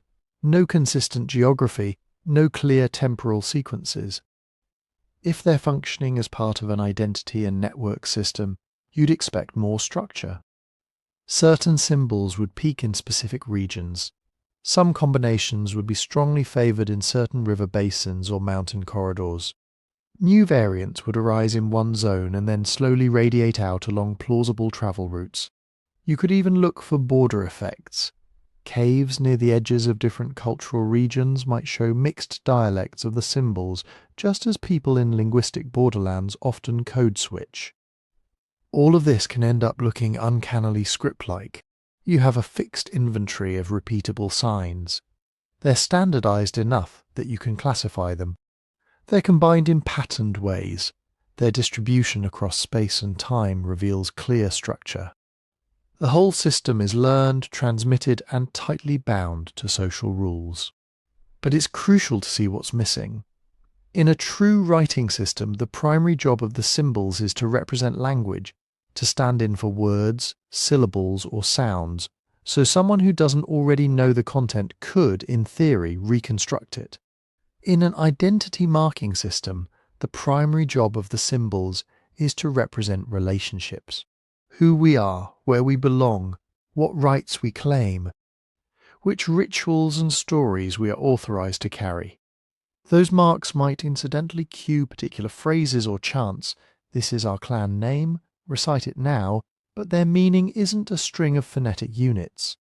It's a social address. That's why identity systems can converge on many of the outward features of writing without crossing the line into language representation. They need consistency so that people can recognize who's who. They need conventions so that certain configurations are reserved for specific groups or roles. They need teaching because kids have to learn what's allowed and what's off limits. They also need flexibility. Groups split, merge, win prestige, lose wars, adopt allies' marks, forbid old ones after a disaster. The sign system has to be able to track all that without collapsing. The Ice Age sign repertoire could easily have carried this double load, part mnemonic scaffold, part social signature. A single ladder shape might flag, "This is the bison story sequence" to insiders, and at the same time quietly announce, through style and placement, "This version belongs to our people, not the folks over the next mountain." From 21st century eyes, with half the information erased and none of the living context, those marks can look startlingly like the early stages of a writing system. But there's another danger hiding in that resemblance. If our statistical tools start finding neat regional patterns and temporal trends, how do we make sure we're not mistaking the fingerprints of identity and network structure for the footprints of actual language? To even ask that question, we have to talk about how you turn a few thousand ancient doodles into something you can run numbers on. Because nobody is just eyeballing photos and going, "Vibe check, looks like grammar." They build data sets. You start by deciding what counts as a sign. Not every line on a cave wall makes the cut. A scratch left by an animal, a random drip of mineral deposit, a smear of pigment from somebody's hand. Those get filtered out as noise, at least in theory. What's left are shapes that repeat often enough, in clean enough form that you can say, this horseshoe here and that horseshoe there are instances of the same thing. Then you count. How many times does each sign show up? In how many caves? Over what time ranges? Which signs tend to appear alone, and which almost always come in company? From there you start looking at relationships. Co-occurrence. Which symbols show up together on the same panel more often than random chance would predict? Sequencing. When multiple signs are drawn together, are they usually in the same order? Does ... line routinely appear as ... line, or do you sometimes get line ... line ... line ... line? Clustering. If you ignore individual caves and map everything, do you see tight groups of signs that are almost always associated versus others that behave more independently? On paper, if you find a small, fixed alphabet of symbols with a stable set of combinations, recurring orders and clear clusters, that starts to look tantalizingly like a structured system. And that's where the danger begins, because all of those patterns depend on the quality of your data. And Ice Age archaeology is, by definition, a small and wildly uneven data set. Some caves are spectacularly well documented, multiple expeditions. High-resolution scans, careful tracing of every mark under different light sources. Others, a few grainy black and white photos from the 1950s, taken in a hurry, with half the wall hidden under calcite or modern graffiti. In some regions, whole cave systems are still undiscovered or inaccessible or too fragile to enter. In others, early visitors literally scrubbed away insignificant marks to get a better view of the animals. When you put all that together, your grand statistical model of Ice Age symbol grammar might be built on a biased sample. Maybe the caves that are easiest to study just happen to be ones where a certain symbol combination was fashionable for a few hundred years. Maybe an entire regional variant of the repertoire is underrepresented, because those sites are underwater now or buried or politically off-limits. That's not a small problem. That's the core challenge of trying to do big-picture pattern analysis on deep time. And it's not just about missing data. It's about how we classify the data we do have. Imagine you and I are coding the same panel from two different photos. There's a mark that looks kind of like a ladder, but the rungs are uneven and the sides are slightly curved. Is that still a ladder, or is it a different sign? Maybe a comb, or a fringe, or a multiple line motif. Now flip to another cave. You see a U-shape with one side slightly longer than the other. I call it a horseshoe. You decide it's an open circle. Someone else catalogues it as a cut mark with tail. Those tiny disagreements cascade. Because the only reason we can say there are 32 recurring signs is that someone, somewhere, drew the boundaries around what counts as the same. If your criteria are strict, only near-perfect matches count, your symbol inventory might explode into 60 or 80 types, each with low counts. Harder to see pattern. If your criteria are loose, anything vaguely ladderish goes in the ladder bin. You can force a messy reality into a neat set of 32, but you've also baked your own expectations into the data. That's confirmation bias in action. You go in wanting to find a compact signary like an alphabet or syllabary. You define categories that produce a compact signary. Then you're delighted to discover a compact signary. The loop closes so neatly you barely notice it. Circular classification isn't always malicious. A lot of the time it's just people doing their best with ambiguous, degraded material. But if we're going to claim there might be syntax, rules about order and combination, we have to be especially paranoid about how those rules are being manufactured, which is why replicability matters so much here. In other sciences, if you claim to have found a new particle or a drug effect, other labs can try to repeat your experiment. With Ice Age symbols, the experiment is partly in your head. How you draw lines around a fuzzy mark and decide what it is. The only way to test that is radical transparency. Open datasets where anyone can see the raw images the tracing decisions, the coding scheme. Clear documentation of why a given mark was put into ladder instead of comb, or marked as uncertain instead of forced into a category. Then independent teams can recode the same panels using their own criteria, run their own co-occurrence and sequencing analyses, and see whether the patterns still show up. If the syntax vanishes as soon as you tweak the bins, if your beautiful recurring orders only exist under one person's classification scheme, that's a warning sign. If, on the other hand, different people using slightly different but reasonable rules keep finding the same structural regularities, that's far more compelling. So what would strong evidence for a proto-writing-like system actually look like? First, consistency across distance. If a particular sequence of signs, say ladder dotwi, shows up in Spain, and then tens of thousands of years later, cousins of the same sequence show up in France, Italy, and Turkey, always in that order, that's interesting, especially if the individual signs also appear in other orders sometimes. But this specific combination is stubbornly fixed. Second, consistency across context. If ladder.y appears only next to pregnant horses, or only at cave entrances, or only in deep chambers associated with a certain kind of ritual scraping on the floor that suggests it's keyed to a particular idea or phrase, not just decorative riffing. Third, positional rules. Maybe certain signs virtually never open a sequence. Others almost never close it. Some only occur sandwiched between two specific classes of symbols. That starts to look a lot like syntax, not just which units can appear together, but where in the chain they're allowed. Fourth, cross-site invariance.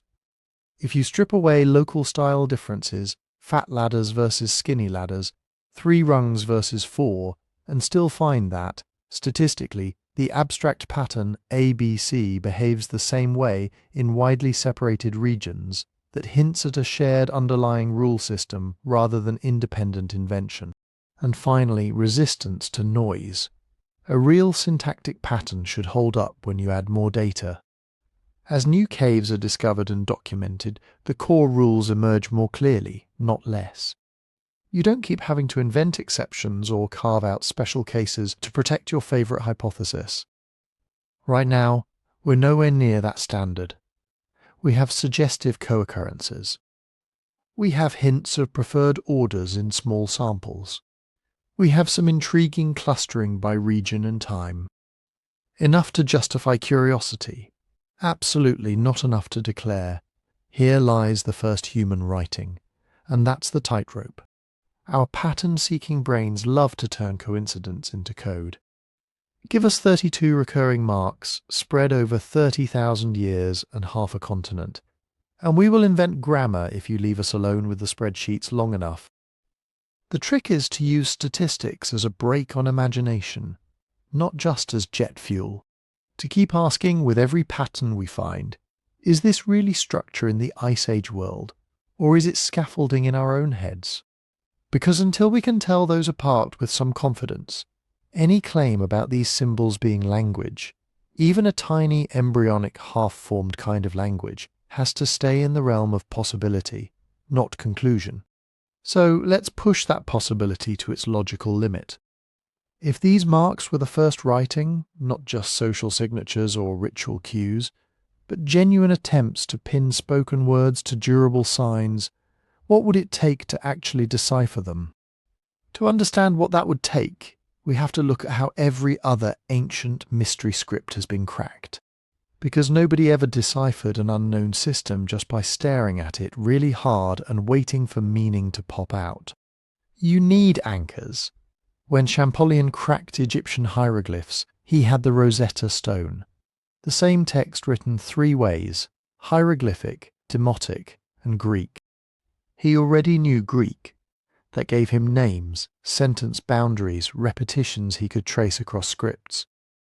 When Michael Ventris deciphered Linear B, he didn't just intuit it was Greek from the vibes. He had hundreds of clay tablets, full strings of repeating groups, and a good idea that they were administrative records. He could look for place names, for patterns like X of Y, X from Y, and test phonetic values until the whole system started to lock. Even Mayan glyphs, long thought to be purely symbolic, yielded when researchers found name tags on portraits, the same royal titles turning up next to the same kinds of faces and on the same kinds of monuments, and could cross-check them with later, colonially recorded Maya languages. In every case, there were three things: lots of text, some kind of bilingual or at least a known reference point, and a strong sense of what the texts were about. With the Ice Age signs, we have none of that. No bilingual stone where a Magdalenian hunter kindly engraved, "This says, Oroch's calving in late spring." No preserved oral tradition you can line up against cave walls and go, "Oh, the 7 dots must be the 7 sisters, the Pleiades." No long inscriptions that might even in principle encode complex sentences. And that's before we even ask whether these marks are the right kind of thing to decipher. If we're going to call something language-like, even in a very early primitive sense, there are some minimum expectations. First, stable semantics. A given sign, or a given combination of signs, should mean roughly the same thing wherever it appears. It doesn't have to be one-to-one. Modern words have multiple senses too, but ladder plus dot can't be bison pregnancy in one cave, danger, bad air in another, and this way to the good mushrooms in a third, with no pattern. Second, productive combinations. The system should let you build new messages out of a finite set of pieces. You don't just memorize 32 frozen logos like brand icons. You can combine them in ways that weren't directly copied from somewhere else. That's the difference between recognizing the McDonald's arches and actually writing a sentence. Third, context, consistency. If the same sequence of signs shows up on wildly different kinds of panels, next to horses here, mammoths there, abstract grids someplace else, it either has a very abstract meaning, like sacred, or you're not dealing with language in any familiar sense. Real writing systems show clear biases. Some things go on graves, some in tax records, some on boundary stones. So if we wanted to test a language hypothesis, we'd be looking for exactly that kind of stability. Does a particular trio of marks always prefer the same neighbourhood, same animal sex, same seasonally relevant body state, same part of the cave? Does it slot into sequences in ways that look rule-governed rather than random? Even if all that checked out, we'd still hit the next wall. What kind of writing are we talking about? The 32 symbols repertoire is tiny compared to most mature scripts. Alphabetic systems tend to have a couple dozen signs, but those stand for sounds. Combine letters and you can write any word you can say. Logographic systems, where each mark stands for a word or concept, like classical Chinese characters, explode into hundreds or thousands of symbols. 32 recurring signs is much more compatible with something like a fixed inventory of categories, phases of the moon, parts of a hunt, types of places, animal life cycle stages, directions, clans. In that scenario, the marks aren't spelling out sentences the way you're hearing this one now. They're tagging reality with a limited library of labels. Think of it like icons on a phone screen.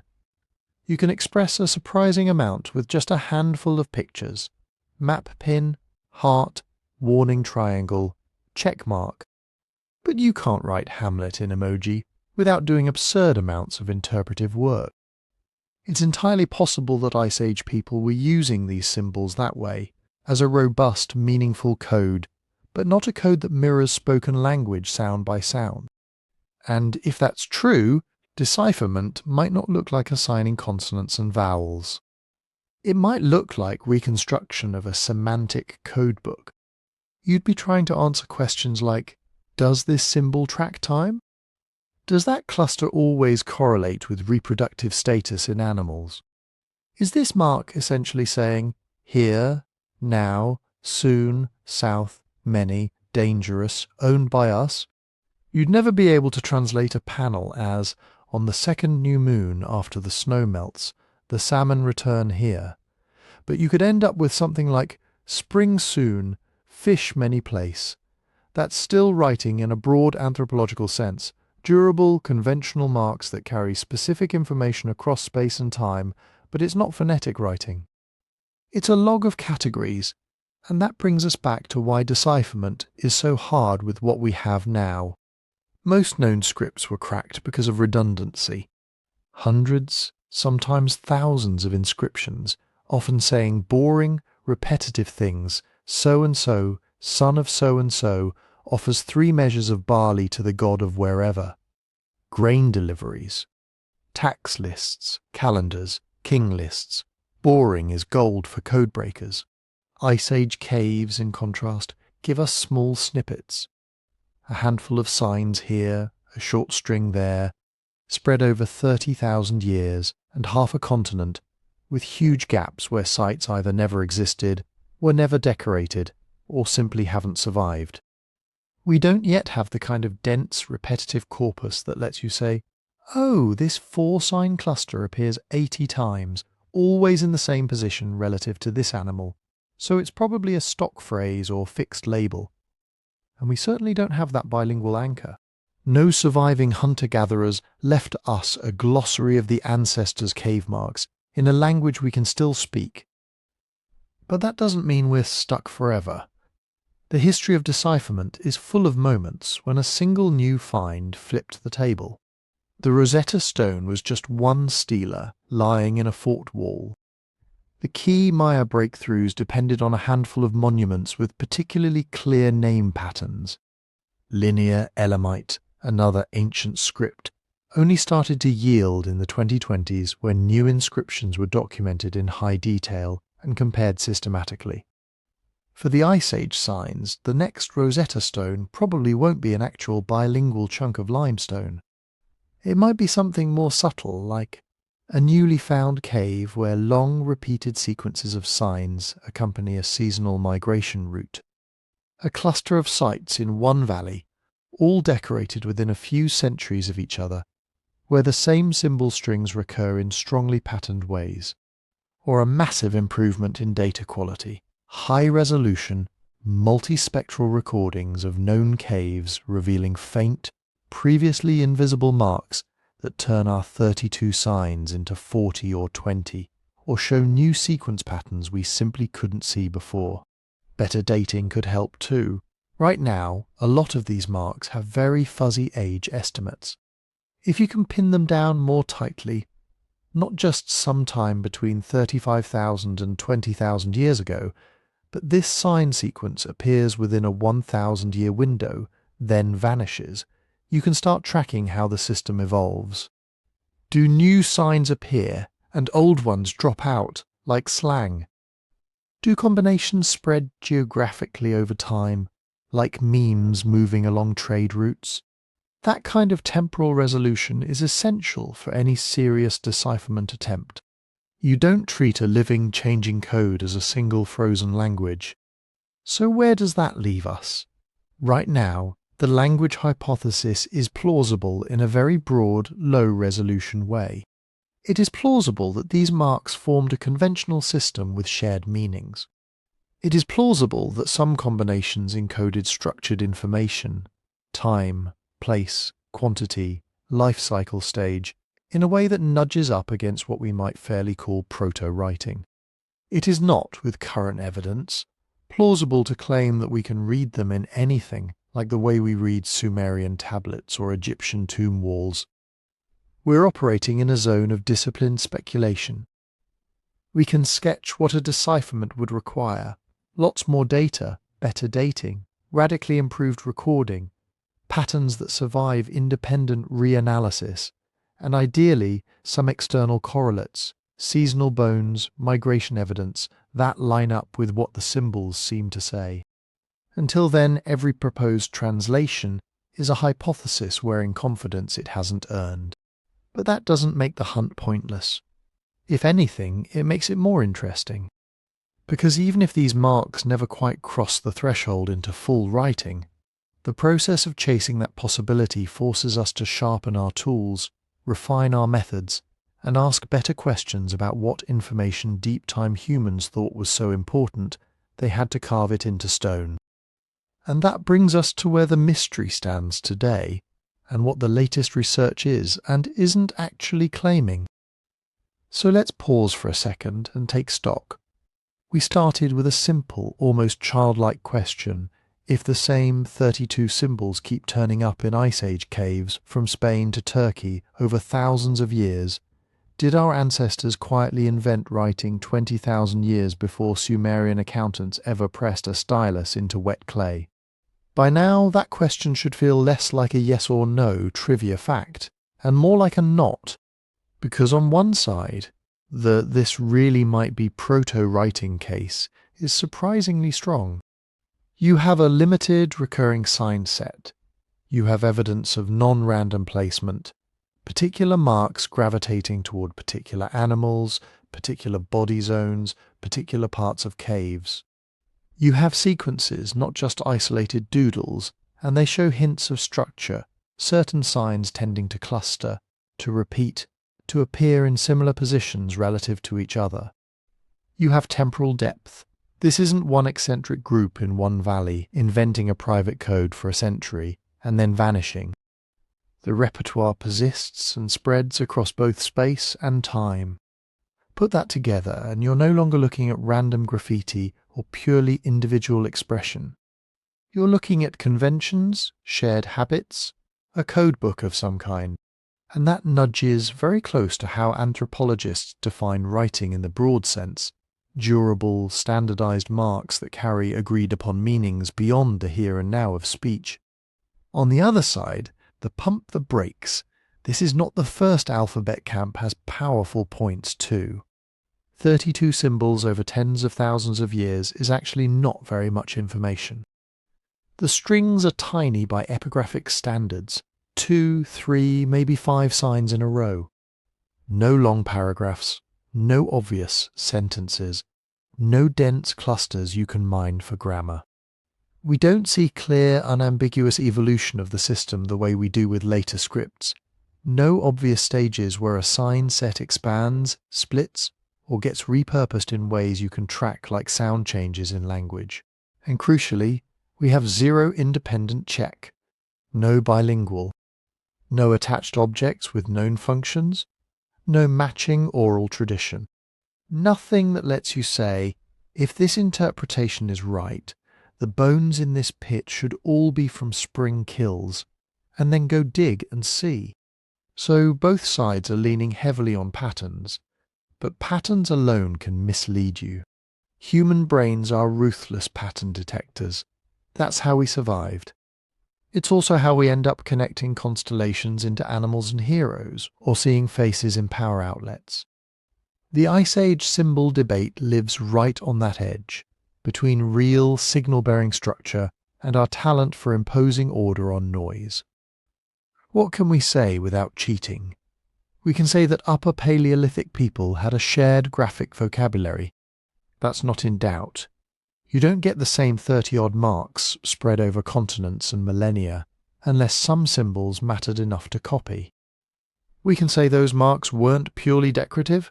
Their restricted placement, their repeated pairing with very specific animals or panels, their tendency to avoid the most obvious make-it-pretty spots all argue against them being simple ornament. We can say they likely carried information, maybe about time, maybe about animal behavior, maybe about territory, ritual, or group identity. But something was being tracked, tagged, remembered. We can also say we're nowhere near a reading. Nobody can look at a panel in Lascaux and give you a line-by-line gloss the way they can with the Babylonian Kuduru stone. Anyone claiming that level of certainty is selling you more than the evidence can support. Beyond that, we're in degrees of plausibility. A minimal, cautious claim. These are part of a symbolic communication system that extends speech, probably in structured ways, but doesn't mirror language directly. A bolder claim. This is a genuine form of notation, encoding recurring aspects of the world, seasons, migrations, life cycles, rituals in a stable, conventional way. Proto-writing in the same family as tally bones and early calendars. The extreme claim that this is the world's first full writing system, encoding the sounds and syntax of spoken language, is, right now, the weakest. Not impossible, just not where the weight of the data points. Before we dive into what that tells us about the Ice Age mind, a quick note. If you're enjoying this trip through deep time and you like falling asleep to long, winding stories like this, the full story you're hearing is also available as a book. You can find it at sleepytimehistory.com, and there's a discount running this week if you want to grab a copy. It's the same approach, evidence-driven, but told as a narrative you can sink into. Okay, back to the caves. Because whether or not we award these marks, the official title of first writing, the debate itself is telling us something important. It's forcing us to ask, how early did humans start externalizing thought? At what point did memory stop living only in brains and start being stored outside bodies, in knots on cords, notches on bones, carved lines on cave walls? If the 32 symbols really do form a consistent notational system, then by 20,000 or 30,000 years ago, people were already offloading time, space, and animal knowledge into external media. That means their cognitive world wasn't just I remember and you remember. It was the wall remembers. The rock remembers. The symbol remembers for us. If, on the other hand, the marks are more ad hoc, powerful, meaningful, but flexible, shifting from group to group, that still tells us something. It suggests Ice Age minds were comfortable living in a dense stew of symbols whose meanings were negotiated, contextual, layered. A dot next to a bison might be about hunting to one clan, initiation to another, a mythic event to a third. The same way a cross today can be a religious emblem, a decoration, or the sign on a pharmacy. In both scenarios, you're looking at people already thinking in abstraction, already capable of mapping invisible things, time, ownership, taboo, story, onto repeatable marks. Already playing with the idea that a few strokes could stand for something that isn't there. That's the real heart of this argument. It's not just did they beat the Sumerians to writing by 20 millennia, it's how far back does the story of our symbolic, narrative, future planning mind really go? And in the final stretch, that's where we're headed. We're going to set aside the label writing for a moment and ask, if we look at these signs as windows into cognition, what do they show us about how Ice Age people saw time, animals, each other, and what they thought was so important they had to carve it into stone for someone, someday, to find? So, with all of that on the table, let's actually bite the bullet and answer the question we started with. Did Ice Age hunters scratching 32 little signs into the dark invent humanity's first written language? The most honest answer, based on what we know right now, is almost certainly no if by written language you mean a system that can capture the full flow of speech, sounds, grammar, word order, nuance, the way Sumerian, cuneiform, Egyptian hieroglyphs or the alphabet can. But almost certainly yes, if by first step on the road to writing you mean a stable, conventional system of marks used to store and transmit important information beyond any single moment or conversation. That's where the weight of the evidence really points. Those 32 symbols are probably not speech written down. They are probably the world written down. Not, this is how you say this sentence, but this is how the bison move, this is when the salmon return, this is who we are, this is what happened here. Think of them as the earliest surviving layer of something we now take for granted, externalized information. Today that looks like hard drives and spreadsheets and notifications on your phone. 30,000 years ago it looked like lines, dots, Y shapes and little ladders tucked next to animals on cave walls. This is why the question matters so much more than a simple yes or no trophy for who invented writing first. Because whichever side you land on, The 32 signs are telling us that by the Upper Paleolithic, human minds were doing something radical. They were treating information as a thing, not just as words passing between mouths and ears, but as a resource you could stabilize, standardize, and move through time. That has huge implications. It means memory was no longer only biological. It was partly environmental. Knowledge lived not just in brains, but in marks. It hints that cognition itself was already distributed, shared between people, tools, and landscapes in a way that prefigures everything from knotted Inca cords to modern cloud storage. It also forces us to rethink how culture scales. Once you have a conventionally agreed upon symbol system, however small, you can layer meanings, time, ritual, identity onto the same sign. Stack memories across generations as each group adds new panels or reuses old ones. Ship information across distance because the same code works in a different valley. That's the seed of everything that comes later.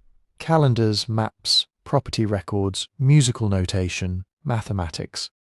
All the weird, abstract machinery humans use to coordinate millions of strangers and build civilizations rests on this basic move. Let's take something in our heads, turn it into marks, and trust those marks to carry meaning for someone who isn't here yet. The Ice Age symbol system is probably one of the earliest clear traces of that move. And yet, enormous questions are still wide open. Were those signs used in roughly the same way from Spain to Turkey? Or did meanings drift like dialects? Did people read them silently the way we read, or were they always embedded in spoken performances, chants, stories, instructions that we will never hear? How rigid were the rules? Was there a right and wrong way to combine marks, or was it more like jazz, shared themes, endless variation? Did every child learn this system as part of growing up, or was it guarded knowledge, taught to specialists, hunters, ritual leaders, keepers of time? And maybe the most haunting question of all, how much earlier did this story start? We're looking at what survived in durable media, carved into stone in protected caves. But how many years, or tens of thousands of years, did people spend playing with symbols in less permanent forms on skin, wood, sand, bark, before anything we can still see today ever dried or fossilized? Future research might nudge some of these from speculation toward answers. More precise dating of individual symbols, not just animal figures, could reveal whether particular combinations rise, spread, and fall like a fashion or a technology. Comparing sign orders across dozens more sites could show whether there really are syntax-like constraints, patterns of this never comes before that scream grammar. Residue analysis on the walls and floors might tie specific marks to specific activities, seasonal butchery, gathering spots, initiation rituals. Even advances in cognitive science and AI could help, by testing how much meaningful structure you can squeeze out of short symbol strings before you're just hallucinating patterns. And that's where you come in too. If this kind of deep time sleuthing lights up your brain, it really does help to nudge the algorithm in our favour. If you haven't already, tap like and subscribe so you don't miss the next dive into the strange, fragile beginnings of things we now consider obvious. And tell me in the comments where you're listening from. Are you in a city thousands of miles from the nearest cave, or somewhere not far from Ice Age sites people have actually dug? I love seeing how this little community of time travellers is scattered across the modern world. If you want to go even deeper into this story, more bottlenecks, more vanished humans, more of the quiet inventions that rewired our species, the full tale is in the book about prehistoric secrets I've put together. You can read more about it and grab a copy at sleepytimehistory.com. It's written in the same slow, evidence-driven narrative style you're hearing now, just with room to wander down even more side paths. However you interpret those 32 marks, here's what we can say without overreaching. By the time someone stood in the flicker of torchlight and carved them next to a painted herd, the human mind had already crossed a threshold. We were no longer just telling stories. We were building systems, fragile, experimental, imperfect systems that could outlast any single voice. The first written language in the strict sense? Probably not. But one of the first surviving proofs that our ancestors had started to write the world and trust the world to remember them back. That the caves are almost certainly showing us.